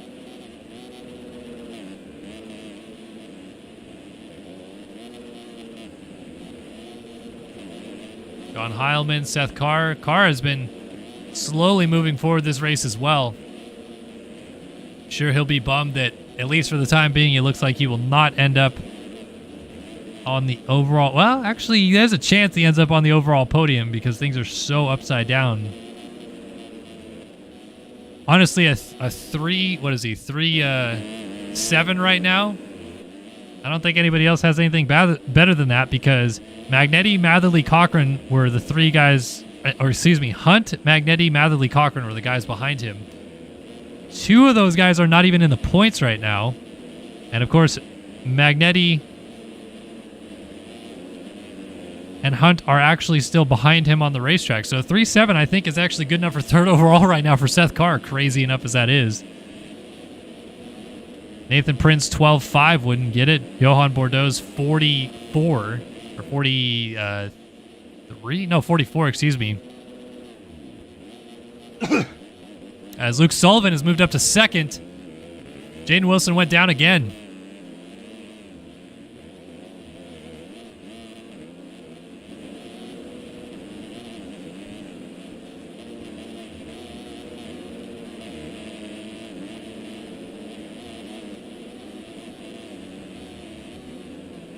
Oh, Wilson! Oh, what a save. I don't know how he kept that bike on 2 wheels because he was almost backwards to the track when all was said and done, and then it just popped right back forward. And he'll be counting his lucky stars, but can't be sitting on his laurels too much because here comes teammate Johan Bordeaux. The number 40 Panini Motorsports ride. And lurking back there, and with Sullivan now gone and clear ahead of these guys, I feel like Bordeaux's kind of keen to stick with Sullivan. And for Jaden Wilson, coming a bit unglued at this point. Kind of weird how that works, right? First moto, down in the first turn, has to charge through everybody. Does so kind of with ease, gets into the lead, and then takes off from there, checks out. Weird how, like, easy it came. And then this moto starts up front, is leading at one point. Crashes again, Now he's back to third. It's just so interesting how different the two motos can be for just one rider. And now it's gone bad to worse as Wilson actually falls off the bike this time. Bordeaux goes up into third, and Prin is going to go up to fourth as well. So Prin into fourth. He's done a 209.6 last time by. 211.7 out of Bordeaux, 209 flat out of Sullivan. Prin checks in at a 210.3. So now he's trying to hold off Jaden Wilson.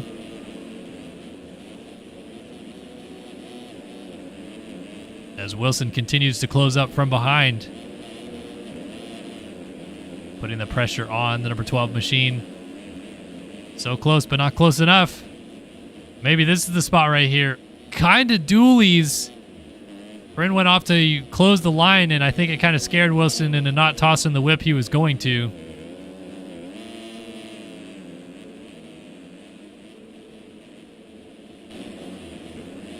Woo! Prin sideways off the track.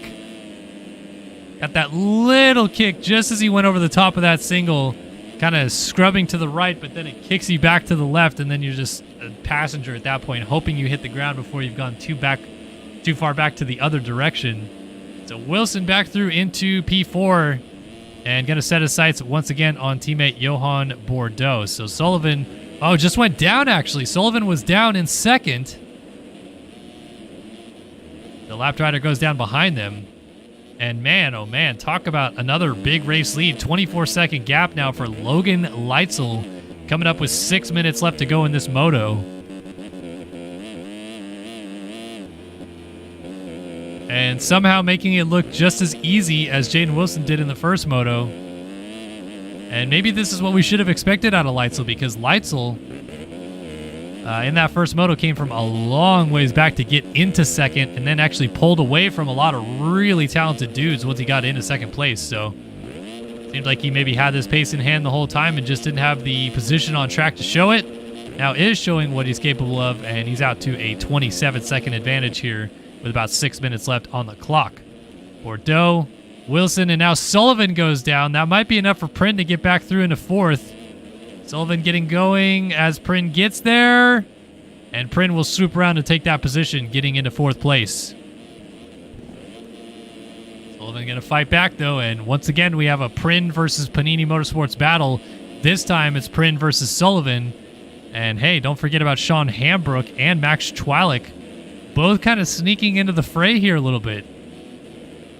Not too far off of this battle, as Sullivan gets around Prin before the finish line jump.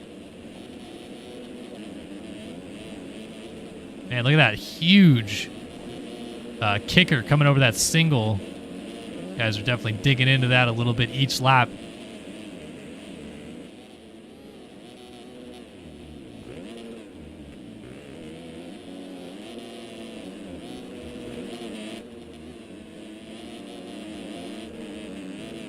Off the top of the hill, Prin putting the pressure on Sullivan still for this fourth position. It is not over just yet.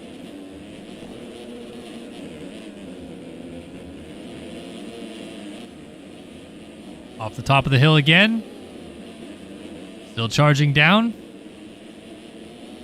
But not quite close enough. Sullivan's starting to open up a bit of a gap again. So Bordeaux just kind of quietly by himself now in second. Wilson also in a similar boat in third, and eyes are on this battle between Prin and Sullivan. Excuse me, Wilson there, who is in third, as Prin goes off the side of the track, and that is going to be Sean Hambrook coming up the inside to make the pass into the top five. So how about the 976 I-Spec machine of Sean Hambrook sitting behind these guys? This whole moto going to get repassed right away by Prin by the looks of it.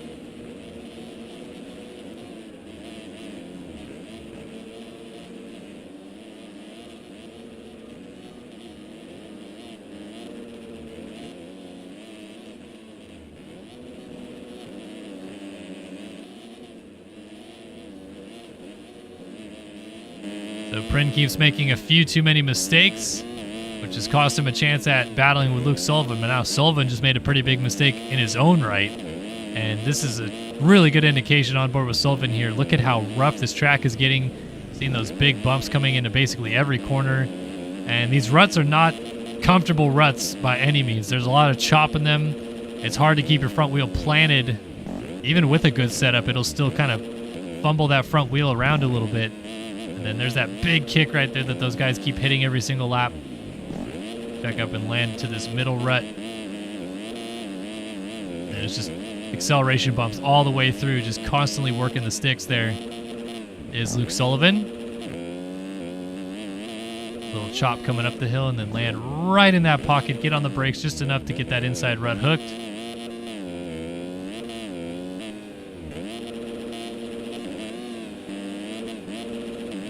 Once again, kind of landing into an inside rut right there. Jumping up to the top of the hill. 4 pretty large braking bumps on entry, then dropping back off the hill into another slurry of braking bumps at the bottom. So hard to stay committed in those and just hope the rear end stays planted, doesn't start swapping on you.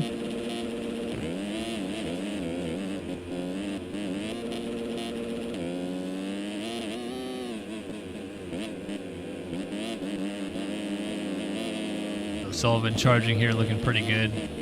That's Tyler Moore moving out of the way on the 331.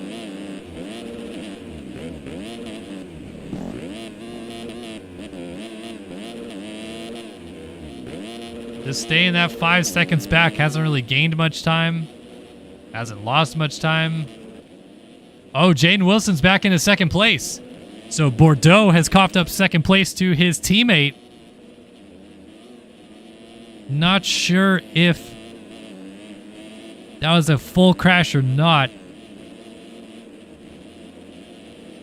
I think Bordeaux is a little bit closer to Wilson. Oh, Wilson down. Barrel rolling into the ruts in the corner there. So Bordeaux goes back by, and his teammate Sullivan's also going to go by. As Tyler Moore comes into frame, then Sean Hambrook back here in 5th. Nathan Print off the side of the track in 6th. There's Lane Wofford 7th, Seth Carr 8th, Rasmus Balzer 9th, and Max Schwalik inside the top 10.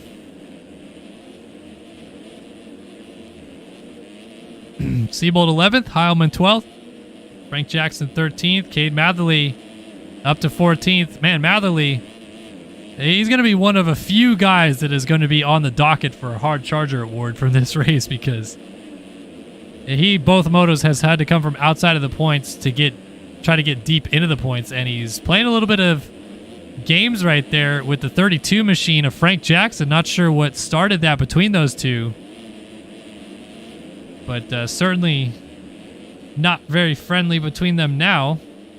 Audie Parker, Trent Adams, McLaughlin, Wilcox, Hunt, Powers, Irvine, and Magnetti. So Magnetti outside of the points. Remember, he was 5th in the first moto, and Hunt 3 spots ahead of him in 19th was 4th in the first moto.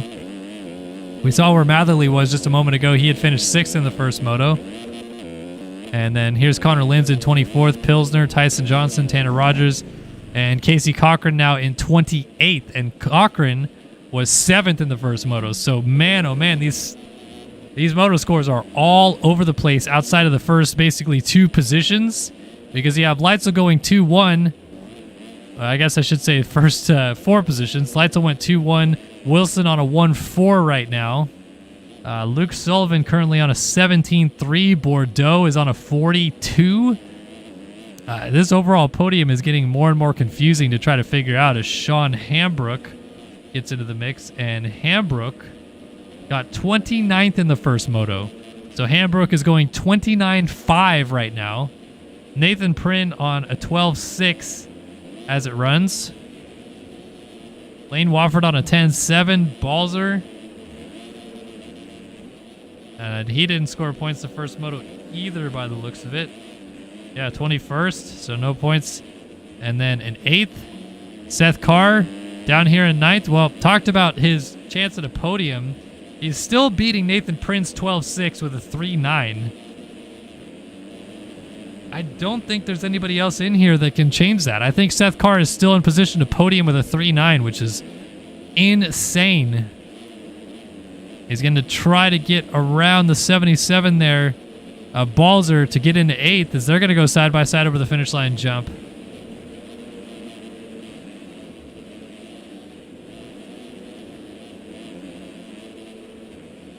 Oh, car down. So Chwalik will go through into 10th. Seabolt, I should say 9th. Seabolt now into 10th. As Seth Carr slips back to 11th. And somehow, some way, I think that's still good enough for the podium. His scores are just absolutely bonkers among the front group. So 2-lap board has already been out and taken by Logan Leitzel. So he is coming to the white flag this time by. And next time out at Hangtown, if all else stays the same right here for Leitzel on this last lap of the race coming up, you're going to see some red backgrounds behind that 16 on that Yogi machine.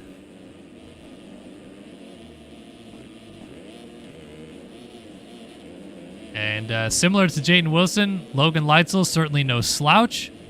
Definitely expect him to run near the front, but man, I just felt like there was a list of other guys that you would maybe consider putting ahead of him coming into this opening round. Even so, Logan Leitzel is going to laugh all the way to the bank on this first race of the season as he takes the white flag out front. 1 lap to go for the number 16 machine out front.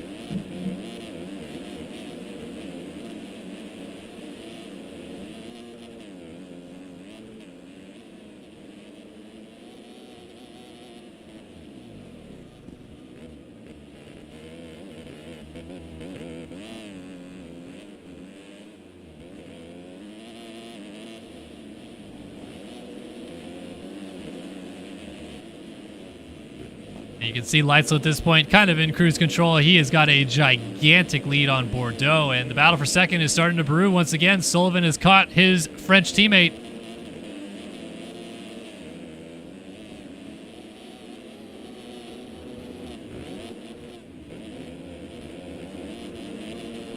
Off the top of the hill and coming down, certainly pushing up to the 40 is Sullivan. Bordeaux go to the outside, Sullivan to the inside. Not close enough just yet. Oh, it's close. The teammates almost come together. Last thing you want to do is collect with your teammate as you battle for a podium position here on the last lap of the moto.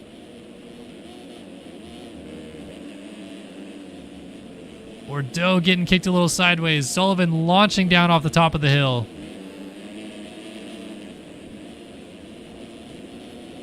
Oh, man, you just hope it doesn't end in tears for these guys, but it is wheel-to-wheel action on this last lap. Sullivan with a great drive, pulls alongside to the inside and makes the pass stick. What a move by the 11. Now Bordeaux is going to try to fight back in these waning moments of the moto, but 2 turns left to go for this man out front. A second and a valiant charge in the first moto gives him the opportunity to come through. Not only does he win the second moto, Logan Leitzel wins the Fox Raceway 1 National in MX Simulator. Wow, Casey Cochran going a lap down as Sullivan and Bordeaux fight through. Who gets second in this moto? Neither, I believe, will factor for the overall podium, but it's still a good shout for this last turn.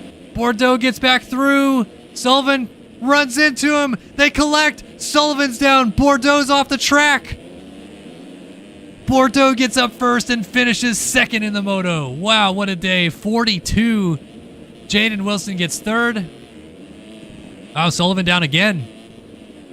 But it will not cost him a position. So Sullivan goes 17-4 as Wilson goes 1-3 for second overall. Sean Hambrook rounds out the top 5 after 29th in the first moto. Nathan Prynn goes 12-6. You got Max Chwalik coming to the line. And he will cross the line in 7th. He was 18th in the first moto. Lane Wofford will get 8th. Wofford was 10th in the first moto. Rasmus Balzer will pick up a 9th in this one. Balzer was 21st. And Seabolt rounds out your top 10. Cade Matherly claws all the way up to 11th. He'll go 6-11. Frank Jackson 12th in this one.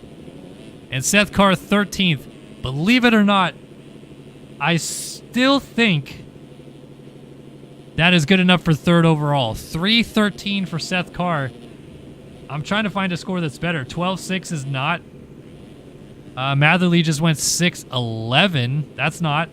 It's better than Prin, but it's not better than 313 when you tally the overall scores. That's incredible.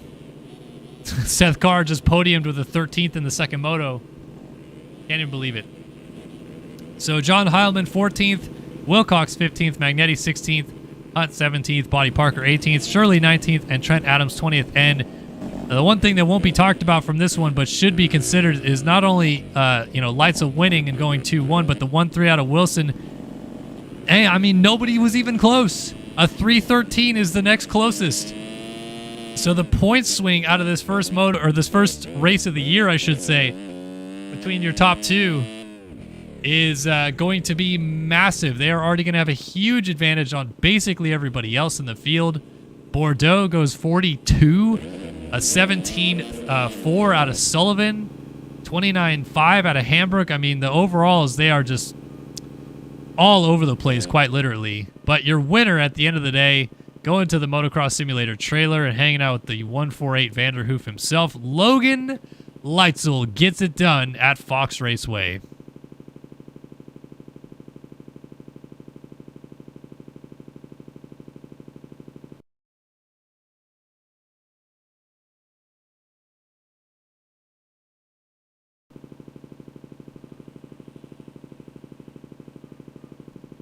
So many congratulations to Logan Leitzel getting it done at the first race of the year here tonight. But hey, folks, we still have one more race left to go. 450 Moto number 2 coming up.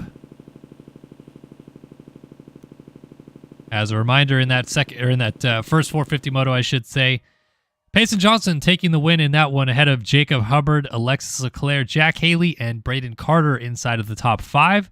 Matthias Janis was 6th ahead of Tyler Lang, Adam Holm, Pablo Vial, and Chase Blakely inside of the top 10. 11th for Daniel Mills, Bryce Whelan, Kevin Ferzaka, Braden Castellaneta, and Charles Gable inside of the top 15. J.R. Reyes, Brandon Larson, Robert Wilson, Kyle Carpenter, and Reno Brennan rounded out your top 20.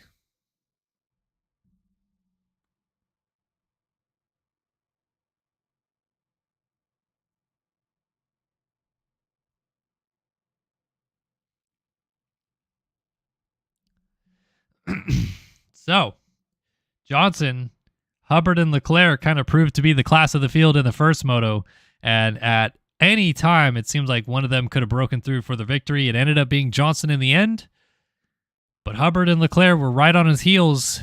Will one of them fight back and win this second moto, or will we see someone like Lang, Carter, Haley? Will they jump forward?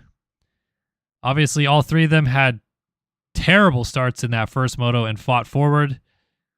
So the pace is there, but it remains to be seen whether they can convert it into a moto victory here in just a few moments.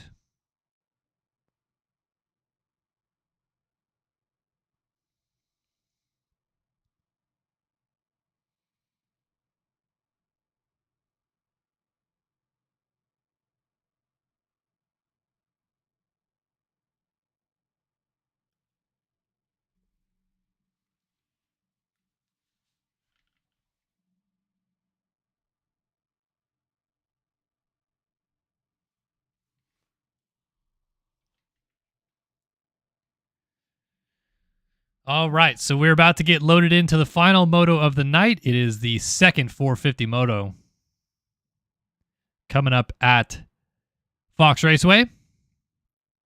And a shout out to iMoto in the Discord, who I'm guessing is Lane Burks, for slamming the overalls my direction.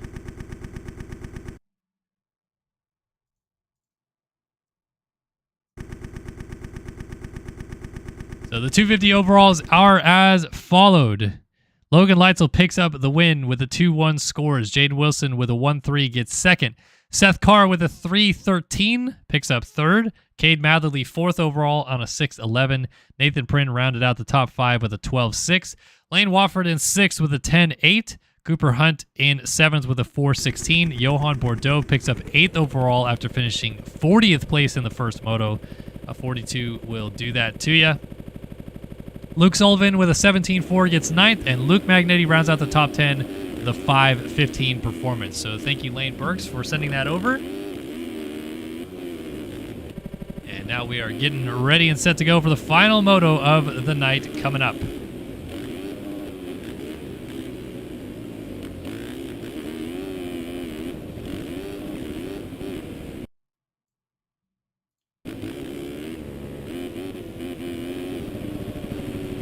So here's a look at some of your runners on the track here for this final moto. Braden Carter certainly factors in a little bit in this one. He was blazing fast coming through the field. We'll see if he can get a better start this time through.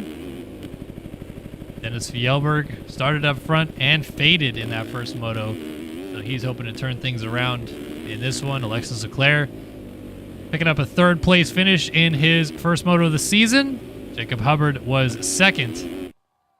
And, of course, Payson Johnson taking the dub in the first race of the season. All right, here we go. Final race of the night.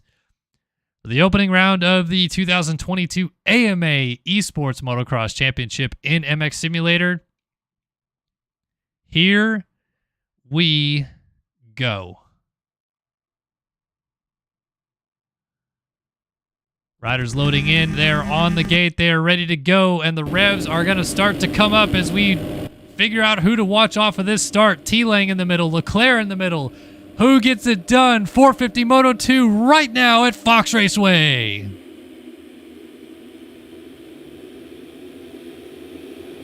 Another good start for Leclerc. Fjellberg up the inside, lays it over. Might take some of the field with him, and I think Hubbard was one of them that went down. Leclerc out front. Adam Holman a second on the 17. I see Lang up there. I think that's Johnson in third. No, it's Pablo Vial. Pablo Vial with a good start. But it is Lang who is trying to move into third on the 1. They're all chasing the fast Frenchman. Leclerc out front leads the first lap of the race. Adam Holman second. Vial third. With Tyler Lang crossing the line in fourth behind. And a lot of other riders still jockeying for position early on. It's Robert Wilson in fifth at the end of the first lap with Brandon Larson sixth. Chase Donovan in seventh. Bryce Whelan slotting into eighth place ahead of Noah Bindis. And rounding out the top 10, Kyle Carpenter. So we're missing some big names. Of course, Carter was one of them that we were keying on in the pre-race. Not seeing him just yet. He's in 13th. Jack Haley is in 14th. And we'll see if anybody has anything for Leclerc at the front of this field. Still not seeing Payson Johnson coming through in the running order. 21st place. Now up to 20th as he gets around Ashton Rakowski. And it was Hubbard as well who went down. He is down in 23rd. Dennis Fjellberg sliding into that first corner. He's 25th. He took some of the field with him. Matthias Janis, that's a tough break for Janis, who was 6th in the first moto. He's 27th early on. A lot of guys have a lot of work to do, but they're all chasing this man, Alexis Leclerc, 4-time national champion in MX Simulator. Canadian Motorsports backed by Safe Moon number 7 out front. And now Fjellberg has gone to the very back, so rough swing of events there for the Norwegian rider.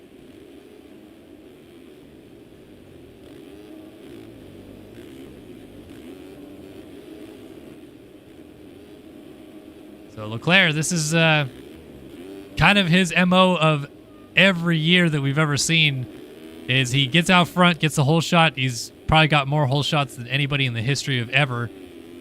And then he sprints. And this is, kind of, I guess you'd call it the McGrath technique. Sprint for like 10 minutes. You get a big enough gap established that you can settle into a pace by that point. Even if it's not the fastest on the track, you're still so far out in front that it doesn't matter. And, I mean, look at the gap that he's already opened up. It's Pablo Vial in second, but, I mean, he's already 4 seconds down as Lang goes to work on the Spaniard.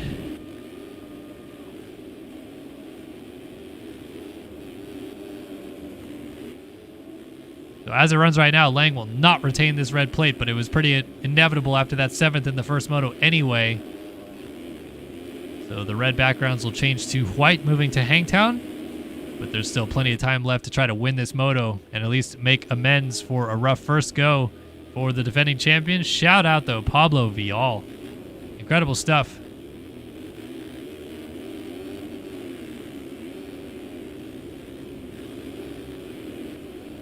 Adam Holm hanging tight right there on the 17 as well. Haley is up to 9th, Carter up to 10th, so a couple position gained for the guys that finished up in 4th and 5th respectively in the first moto. Johnson already 13th. So Pace and Johnson on the move. We're watching Lang trying to make this pass on Pablo Vial. Just cannot quite get it done just yet. Oh, that's going to be Lang down. What are you talking about? How is that not a legs off crash? That is, I've never seen someone pirouette 3 times or 2 times, flip over to the other side, arguably hit the ground hard enough to, like 3 or 4 different times to have a legs off and stays up.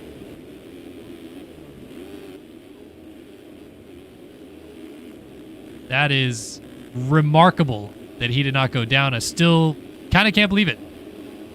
Anyway, back to this chaotic battle going on right now. Whelan, Larson, Haley, Carter, Wilson, Bindis, and then Johnson at the back of it, side by side with Caleb Hall. We got riders whipping dualies, trilies.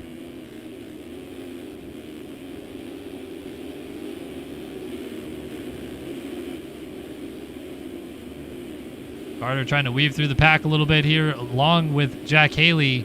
They're kind of marking each other a little bit here up the inside of the 531 of Brandon Larson now. Larson swings way outside, and Haley's going to take full advantage, or will he? Larson fights back. Now Carter pulls up alongside. 3 wide over the finish line jump. Carter cross jumps Larson, but fortunately Larson went a little short on the finish line, so it wasn't too bad in the end. As Haley and Carter continue to try to push forward. Oh, Carter down. Oh, no. That's going to be so many positions lost for the number 9 machine. You hate to see it, and he's going to end up going behind Jacob Hubbard, of all people. So J.R. Reyes, Colby Eagland, and that is the 531 machine down right there of Larson, getting going still ahead of Carter. Caleb Hall, Payson Johnsons. My skins are on the forums, Kellen. Well, I downloaded every single thing in the skins thread and don't know why I don't have your skins, so just letting you know, Payson. Just letting you know.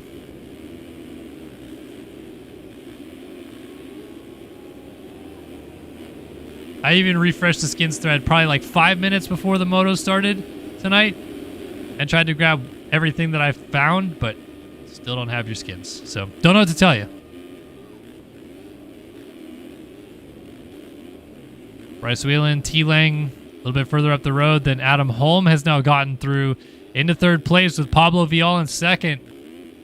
So Leclerc now out to a 7.7 advantage, 2:05.2 last time by. I want to get a lap time check here early, as we're probably about the stage where the track will be at its best. It's only going to get rougher from here.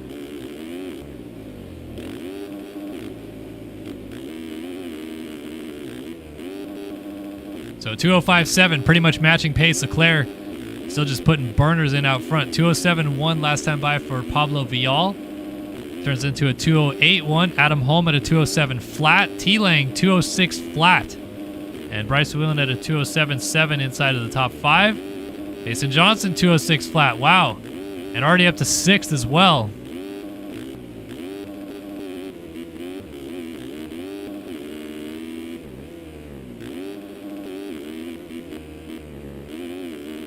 Johnson clearly feeling it right now. Absolutely charging. Laying it over huge on that big tabletop there in the middle.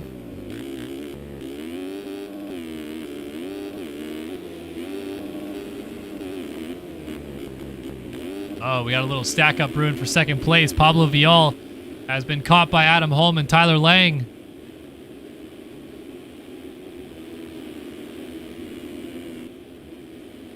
So Vial has been holding very strong in this position early on, but it seems like he is starting to wane a little bit to that pressure from behind.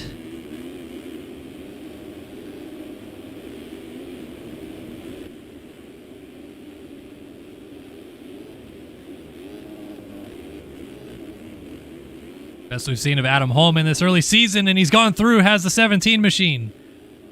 So Adam Holm takes over 2nd place. And it looks like Lang may have either gone down or lost some time. Yeah, he went down. Whelan went through, and here is Lang. Must have just got that little triple coming out of the corner wrong. So he falls back behind his teammate. Bryce Whelan, Colby Eaglin moves forward. Payson Johnson also back here. Robert Wilson, Noah Bindis, Caleb Hall, Matthias Janis, Kevin Ferzaka, Reno Brennan, J.R. Reyes. Jack Haley just went down. There is Jacob Hubbard as well. So Hubbard second in the first moto. He's up to 15th now. And I got a quick request that I'd like to fulfill. Neil Wells asked what my first person settings are. FOV 105, height 1, angle 25, and gimbal 50s. So if you'd like to go back and listen to that again, we are at 3:13 and some change into the broadcast. Anybody that would like to hear that.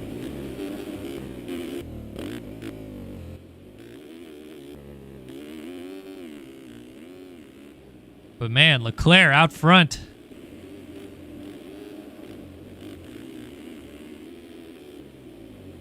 Continuing to establish that race lead even further. I'm telling you, folks, this is a classic Alexis Leclerc race right here. This is what he's known for doing, essentially, really. And it's what's won him so many races. It's what's won him so many championships. It's a tactic that has worked. So even though it's not as though he just flat out dominates these motos, he'll start to struggle a little bit. He'll maybe run into some problems with lappers, or the road will start to sneak up and his setup will be a little bit off and he'll crash a couple times. But even so, he gets this big lead, lets stuff kind of unfold behind him, and by the time we get to a point where someone might have a shot at him, it's already too late. And that is just how good Leclerc is, especially when you take it outdoors as well. So even though Adam Holm got around Pablo Vial, he has not really dropped Vial just yet. And now Bryce Whelan is starting to close up. Whelan, first moto 12th for the 45 machine, but he came from a ways back as well. In fact, at the halfway point of that first moto when we saw him, he was just barely getting into the points.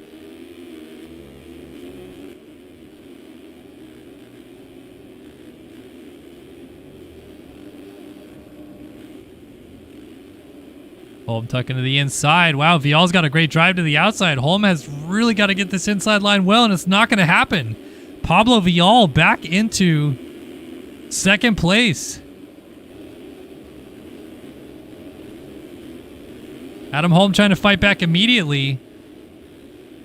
And Whelan's just licking his chops, hoping these two get together, because boy, oh boy, it is nip and tuck between the two of them. So close.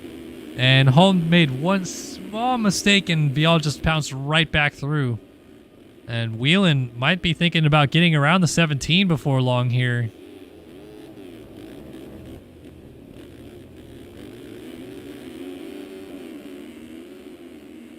So 2-3-4 on your screen right there. Vial opening up a little bit of a gap.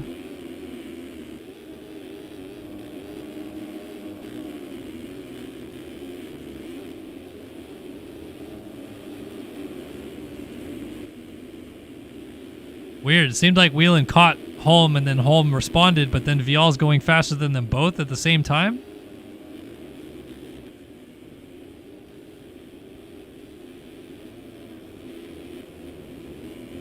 Pushing down the hill right here.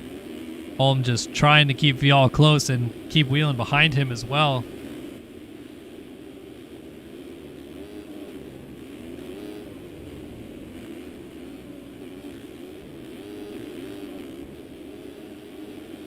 Oh, Whelan's pulled up alongside now. 45 machine trying to make this outside line work, and he's got it. Wow, what a move by Bryce Whelan outside.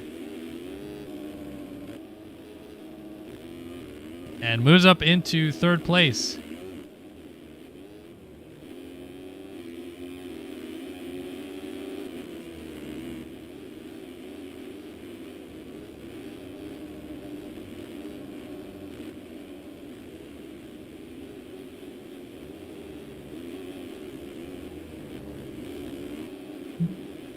So everything is pretty well spread out right now. So let's go ahead and give you guys a top 20 rundown. It's a little bit early. We've only got 13 minutes down, about 17 minutes still to go.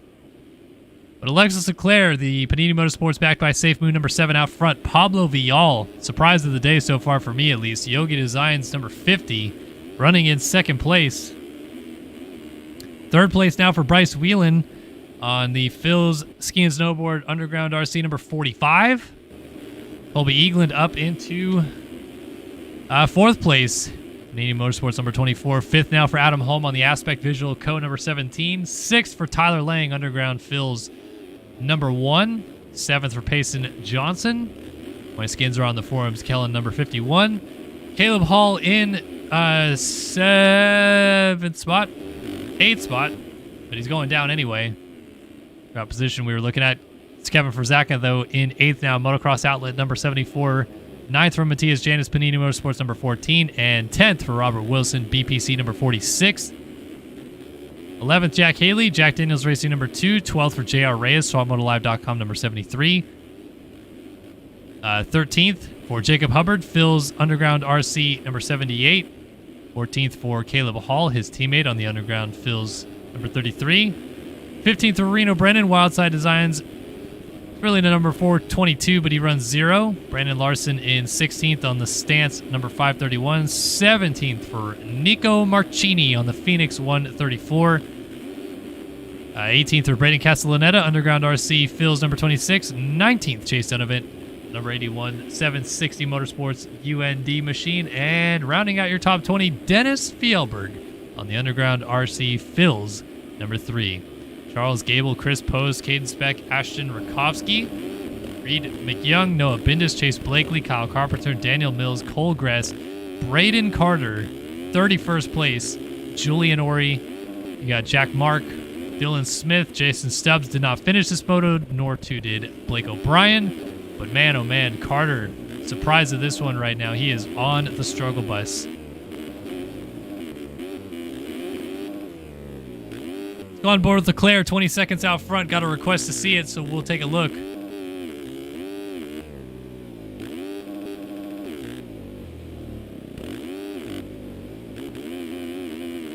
Kind of scoping out where his lines are that he's maybe gaining time still, doing 205.2, 206.9 his best.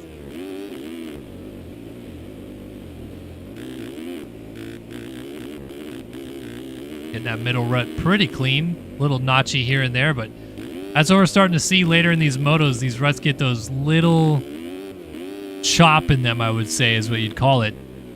And it just makes it a little bit harder to settle the front tire down throughout the corner.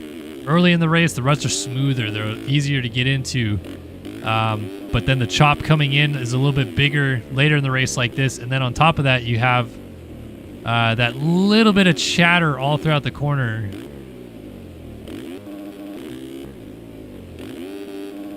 Kind of see it right there on that corner entry, but Leclerc in and out of it so smooth.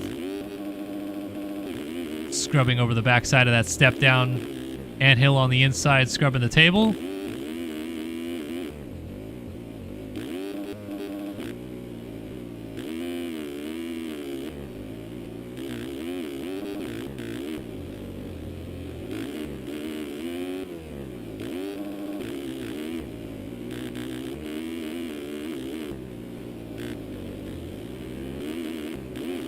Starting to run into a little bit of lap traffic as Leclerc. Just want to see what this lap time is that he ends up running.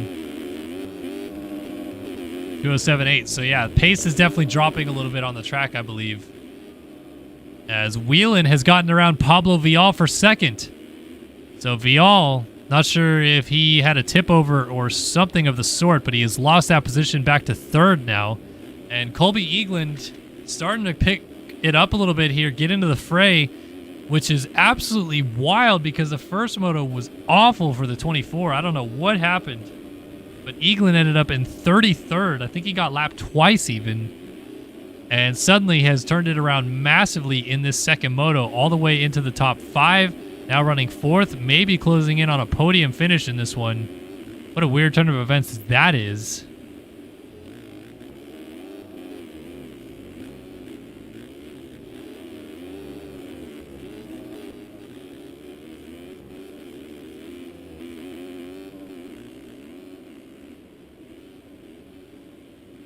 Impressive stuff here by Colby Eaglin to rebound the way he has. Here is Payson Johnson, who, as they run, will not win the overall. He'll go 1-5, though, I believe, for second. Yeah, should be good enough for second. Everyone else is kind of split about. Remember, Leclerc was third in that first moto.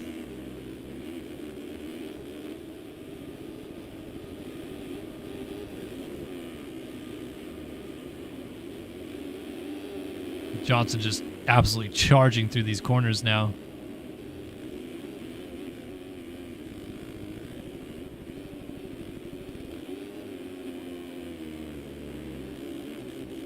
Seems like one of the few guys that I've seen so far in the last couple of minutes that really still has the feel for corner entry, too. I think everybody's struggling just a little bit to kind of get through those braking bumps, but Johnson's still kind of hopping through them exactly how you'd want to.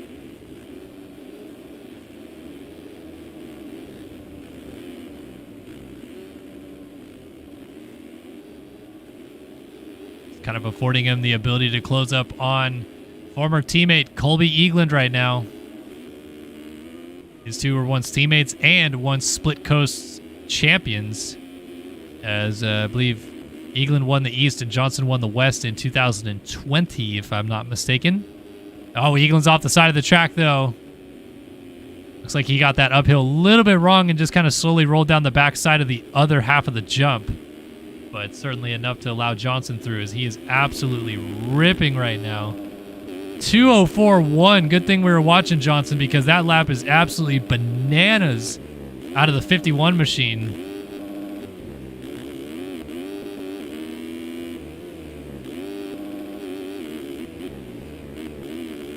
And he continues to claw the time away ahead of him. That's Pablo Vial that he's starting to catch now in third. And not too far ahead of him would be Bryce Whelan for second, which would be enough for Johnson to get the overall stolen back away from Leclerc. A 1-2 will be to 3-1, based simply on score. And that was Vial going down on the inside, so Johnson now up into third. They are currently tied, Leclerc and Johnson, on overall scores for the day, which means we would have two separate red plates if it finished as is going into Hangtown next week. However, I don't think Johnson's done. He is still charging. Whelan is only 4.4 seconds ahead of the 51 machine, and Johnson is on a mission.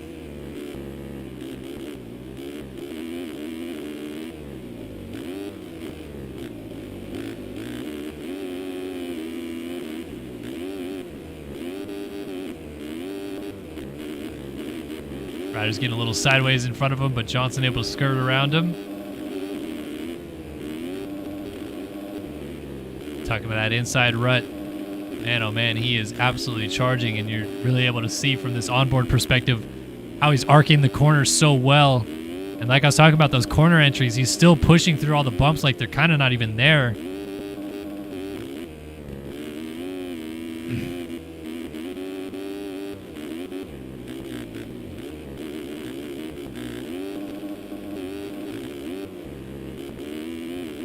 Down to 4.2.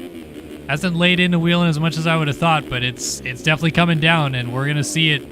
Depending on lap time, I'm going to check lap times right here between Johnson and Whelan. 2:07.3, so a little bit slower, but a 2:09.2, so he just gained 2 seconds on Whelan. We're in the range of catching him in about a lap and a half to 2 laps if he continues up. As for Leclerc out front, 25.3 second lead for the Frenchman.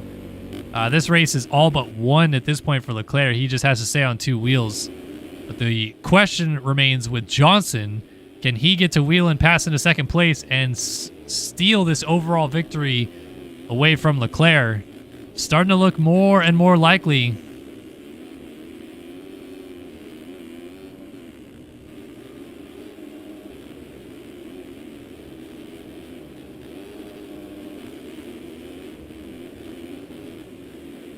Johnson still just looks like he's just connecting his line so well, inside to outside, flowing into the ruts. And now you're starting to see Whelan flash into the picture just a little bit. Just saw him momentarily at the top of the hill and can hear him in the corner at the bottom now. Johnson is certainly close, and there it is. Bryce Whelan maybe a bit of a sitting duck at the pace that Johnson's going, because we haven't even made it 3/4 of a lap since we crossed the finish line, and he's already caught up to him. That was a 3.5 second gap gone in 10 corners. Crazy speed right now out of Payson Johnson. Still has 6.5 minutes and 2 laps left to play with. So I guess it's not a foregone conclusion. You have a Leclerc crash and a tip over, and suddenly Johnson's within 10 seconds. Never know. Oh, that's Wheeling down. Wheeling down in the mechanics area. The 45 machine, not sure what happened. May have hit some tough blocks. That was Eaglin going by into third as Wheelan settles back into fourth, just ahead of Pablo Vial coming over the jump behind him. And a little bit surprised at Lang's lack of pace right now at the front of the pack, because he started up here. It's very much different than the first moto where he had to climb all the way to this position. But it seems like once he gets to around that top 5 position, he just cannot seem to settle into it today for some reason, as he remains in 6th place. Vial going to work now on Wheelan for 4th.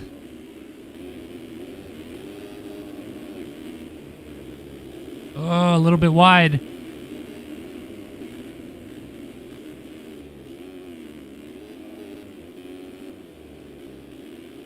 Yeah, it looks like Wheelan's stretched that gap out just a little bit now, as Eaglin, as mentioned, gets to third. So Johnson, 25 seconds down, 2:06.4 last time by. So it was 3 whole seconds faster than Leclerc. Gap is still coming down just a little bit. Leclerc hitting his marks, but as mentioned earlier in the race, you know, you get that whole shot, you get that gap, you can afford yourself some time. It's going to come down to Leclerc crashing or not. And he's not only going to need to crash, he's going to need to probably crash either twice or crash and then tip over. Because even if Johnson catches him in the next...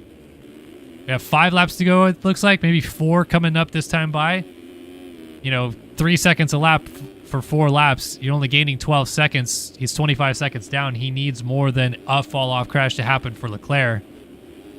So, still looking pretty solid for the Frenchman. But it was certainly interesting to see late here how much Johnson could charge, even in these rough conditions.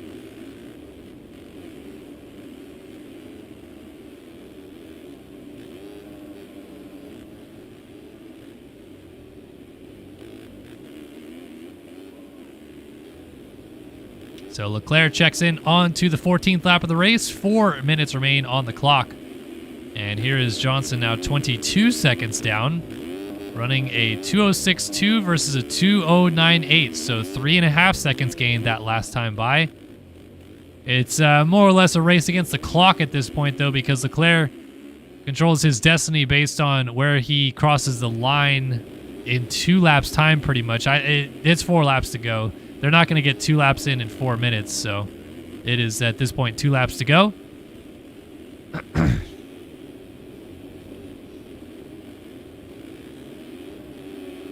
So Leclerc, Johnson, Eagland, Wheelan, and Lang now inside of the top 5. So Vial has been tipped out of the top 5, and Lang is working on his championship-winning teammate,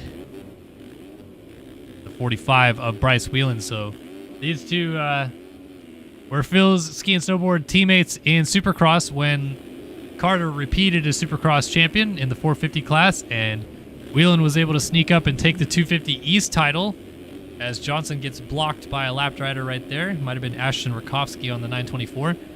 But they continued to be teammates as Underground joined the fray, and now they are trying to battle each other for 4th on the racetrack, but Lang goes down. Jack Haley's going to go by as Braden Carter unlaps himself. Tough day at the office for Carter, and there is Vial. So Haley up into the top 5. Overalls are going to be a little bit interesting to figure out. Obviously, Leclerc and Johnson will be 1 and 2. But Jack Haley on a 4-5 could get 3rd here by the looks of it, because you had Hubbard finish 2nd in the first moto. He's 13th right now. And you had Carter finish 5th in the first moto, but Carter is not even in the points right now as Pablo Vial goes down. And then Janice was 6th in the first moto, but I think Janice is maybe still outside of the points as well. So yeah, it looks like a 4.5 for Haley right now would be good enough for 3rd overall. But we'll see how it all shakes down as the final minute and a half continues to click down here at Fox Raceway. Final moto of the night in the 450 class. And it doesn't look like Johnson's made any more inroads. Yeah, 2:10.9, 2:08.7. So Leclerc actually gained 2 seconds last time through. Johnson perhaps pushing a bit too hard, has Eagland 5 seconds down, can't afford to lose that position because that would flip the overall again. So at this point, Johnson has to batten down the hatches a little bit. I know he wants to go fast and run quality laps and try to catch Leclerc as much as possible, but just one crash and you lose the overall. Don't want that to happen, of course.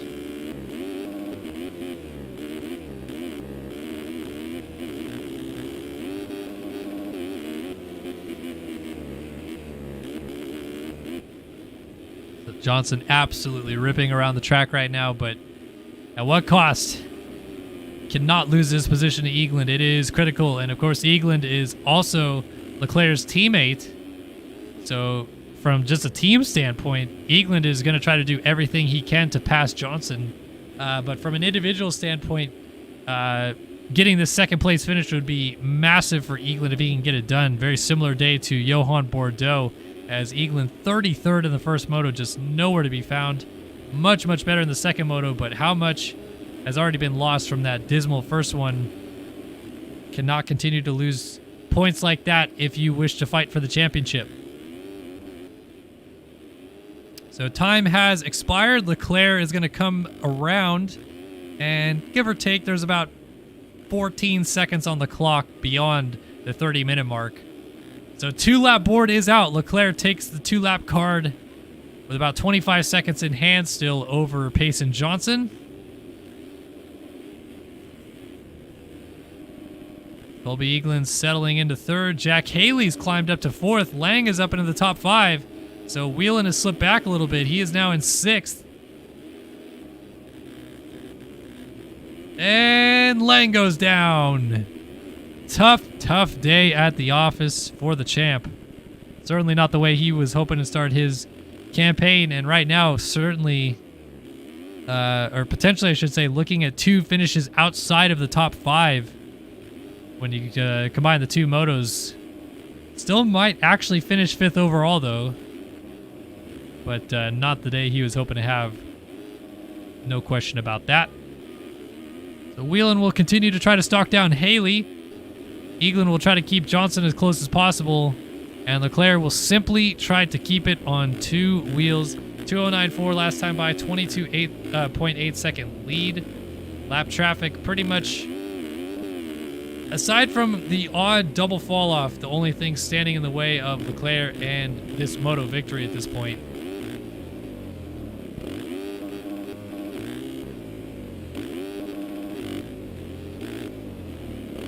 Pretty impressive stuff for Leclerc. If you were with us for the Race Retro Gaming National Championship last year, Leclerc in the final round of the season definitely got very, very just screwed, I guess is the right way of saying it, out of a championship. It was still possible that Tyler Lang was going to just straight up catch and pass him in the final moto of the year. They entered, I believe, tied on points for the final moto of the year. But Leclerc, who was comfortably ahead of him, got taken down by a lapped rider that may or may not have had a tie-in with just not liking Leclerc, I guess is how I'll put it. Leclerc got put on the ground a couple more times throughout the moto, and before the moto was done, Leclerc called it quits on the season, withdrew from the moto. He had already been passed by Tyler Lang after the squabble with the lap traffic, causing him problems when he more than likely would have won the championship, and lost what would have been his record-setting 5th outdoor championship and his 4th in a row, which is also unprecedented. He was a 3-time straight champion, along the lines with Jesse Mullins, who also accomplished the same feat. But for Leclerc, it was a title left hanging in the balance, and when you consider the factors that were involved, When Leclerc announced shortly after that he was likely to retire from playing MX Simulator, not many people would have blamed him.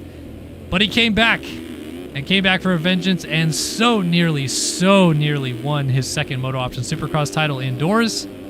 Just narrowly losing out to defending champion Braden Carter, who repeated his championship for the first time that someone was able to accomplish that since 2017. But now Leclerc has taken it outdoors, and as someone put it so elegantly in chat, Mr. Big Fries, it is revenge season for Leclerc. He wants to win his record-setting 5th outdoor title and show that last season was a complete farce and a sham. Still have to give credit to Tyler Lang, though, because he was there to take the opportunity when it was presented.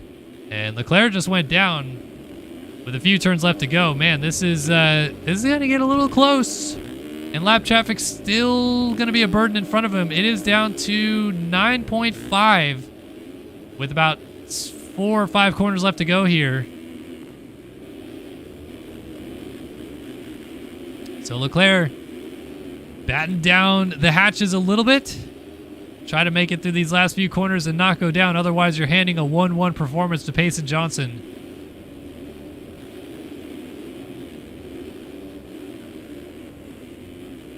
Final couple of corners. And 1 turn to go. Alexis Leclerc returns to Race Factor Gaming National Competition with a valiant effort as he wins Moto 2 at Fox Raceway. But the win on the day goes to Payson Johnson as he goes 1-2 to win the Fox Raceway 1 National. Colby Eagland will come through to finish this one up in 3rd place. Jack Haley will round out the podium overall by the looks of it with a 4th. He will go 4-4 for 3rd overall. And both motos, Haley had to do a lot of passing, which is not the way he would like to do it, but the way it works anyway. Man, every time I've gotten Lang on the camera these last couple of laps, he has gone down, and he just lost a position to his teammate, Bryce Whelan. Do we see team orders this early?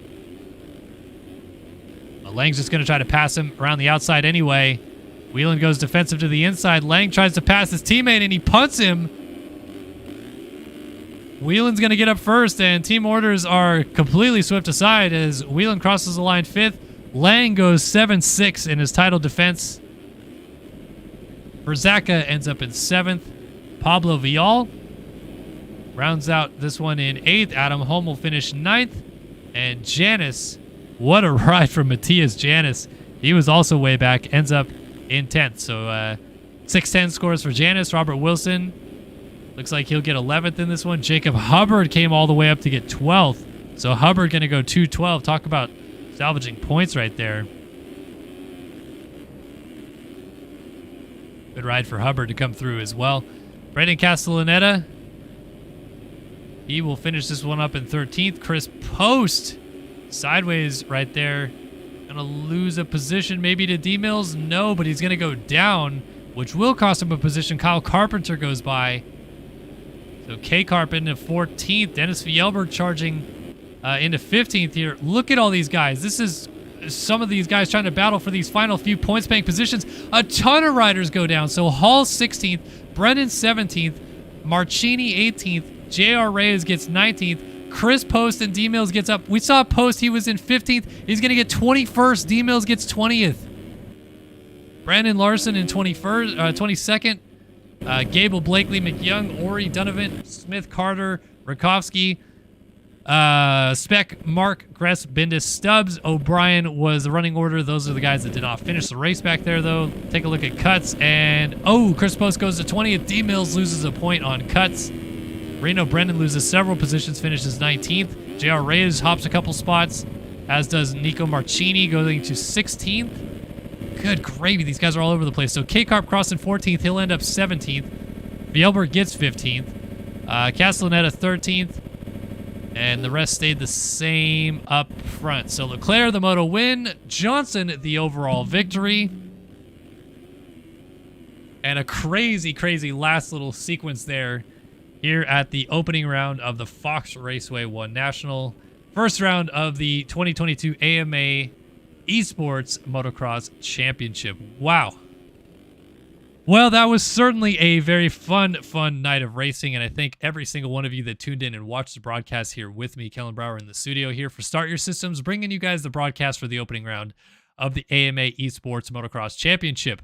So that's Fox Raceway done. Hangtown is coming up next week, the second round of 12 in this championship, and we hope to see you guys there next Wednesday at the same time, 5:30 p.m. Pacific. Again, apologies for Init Esports on Twitch and ESTV. It looks like we had problems with the multicaster tonight. I will work out trying to iron out those details in the coming week, and hopefully we'll be live next week on those platforms, but I'm sure that the playback will be available for you guys as well, not only on our YouTube channel, but those platforms as well. So thanks so much for tuning in wherever it is that you watched this broadcast, and hopefully you enjoyed the show.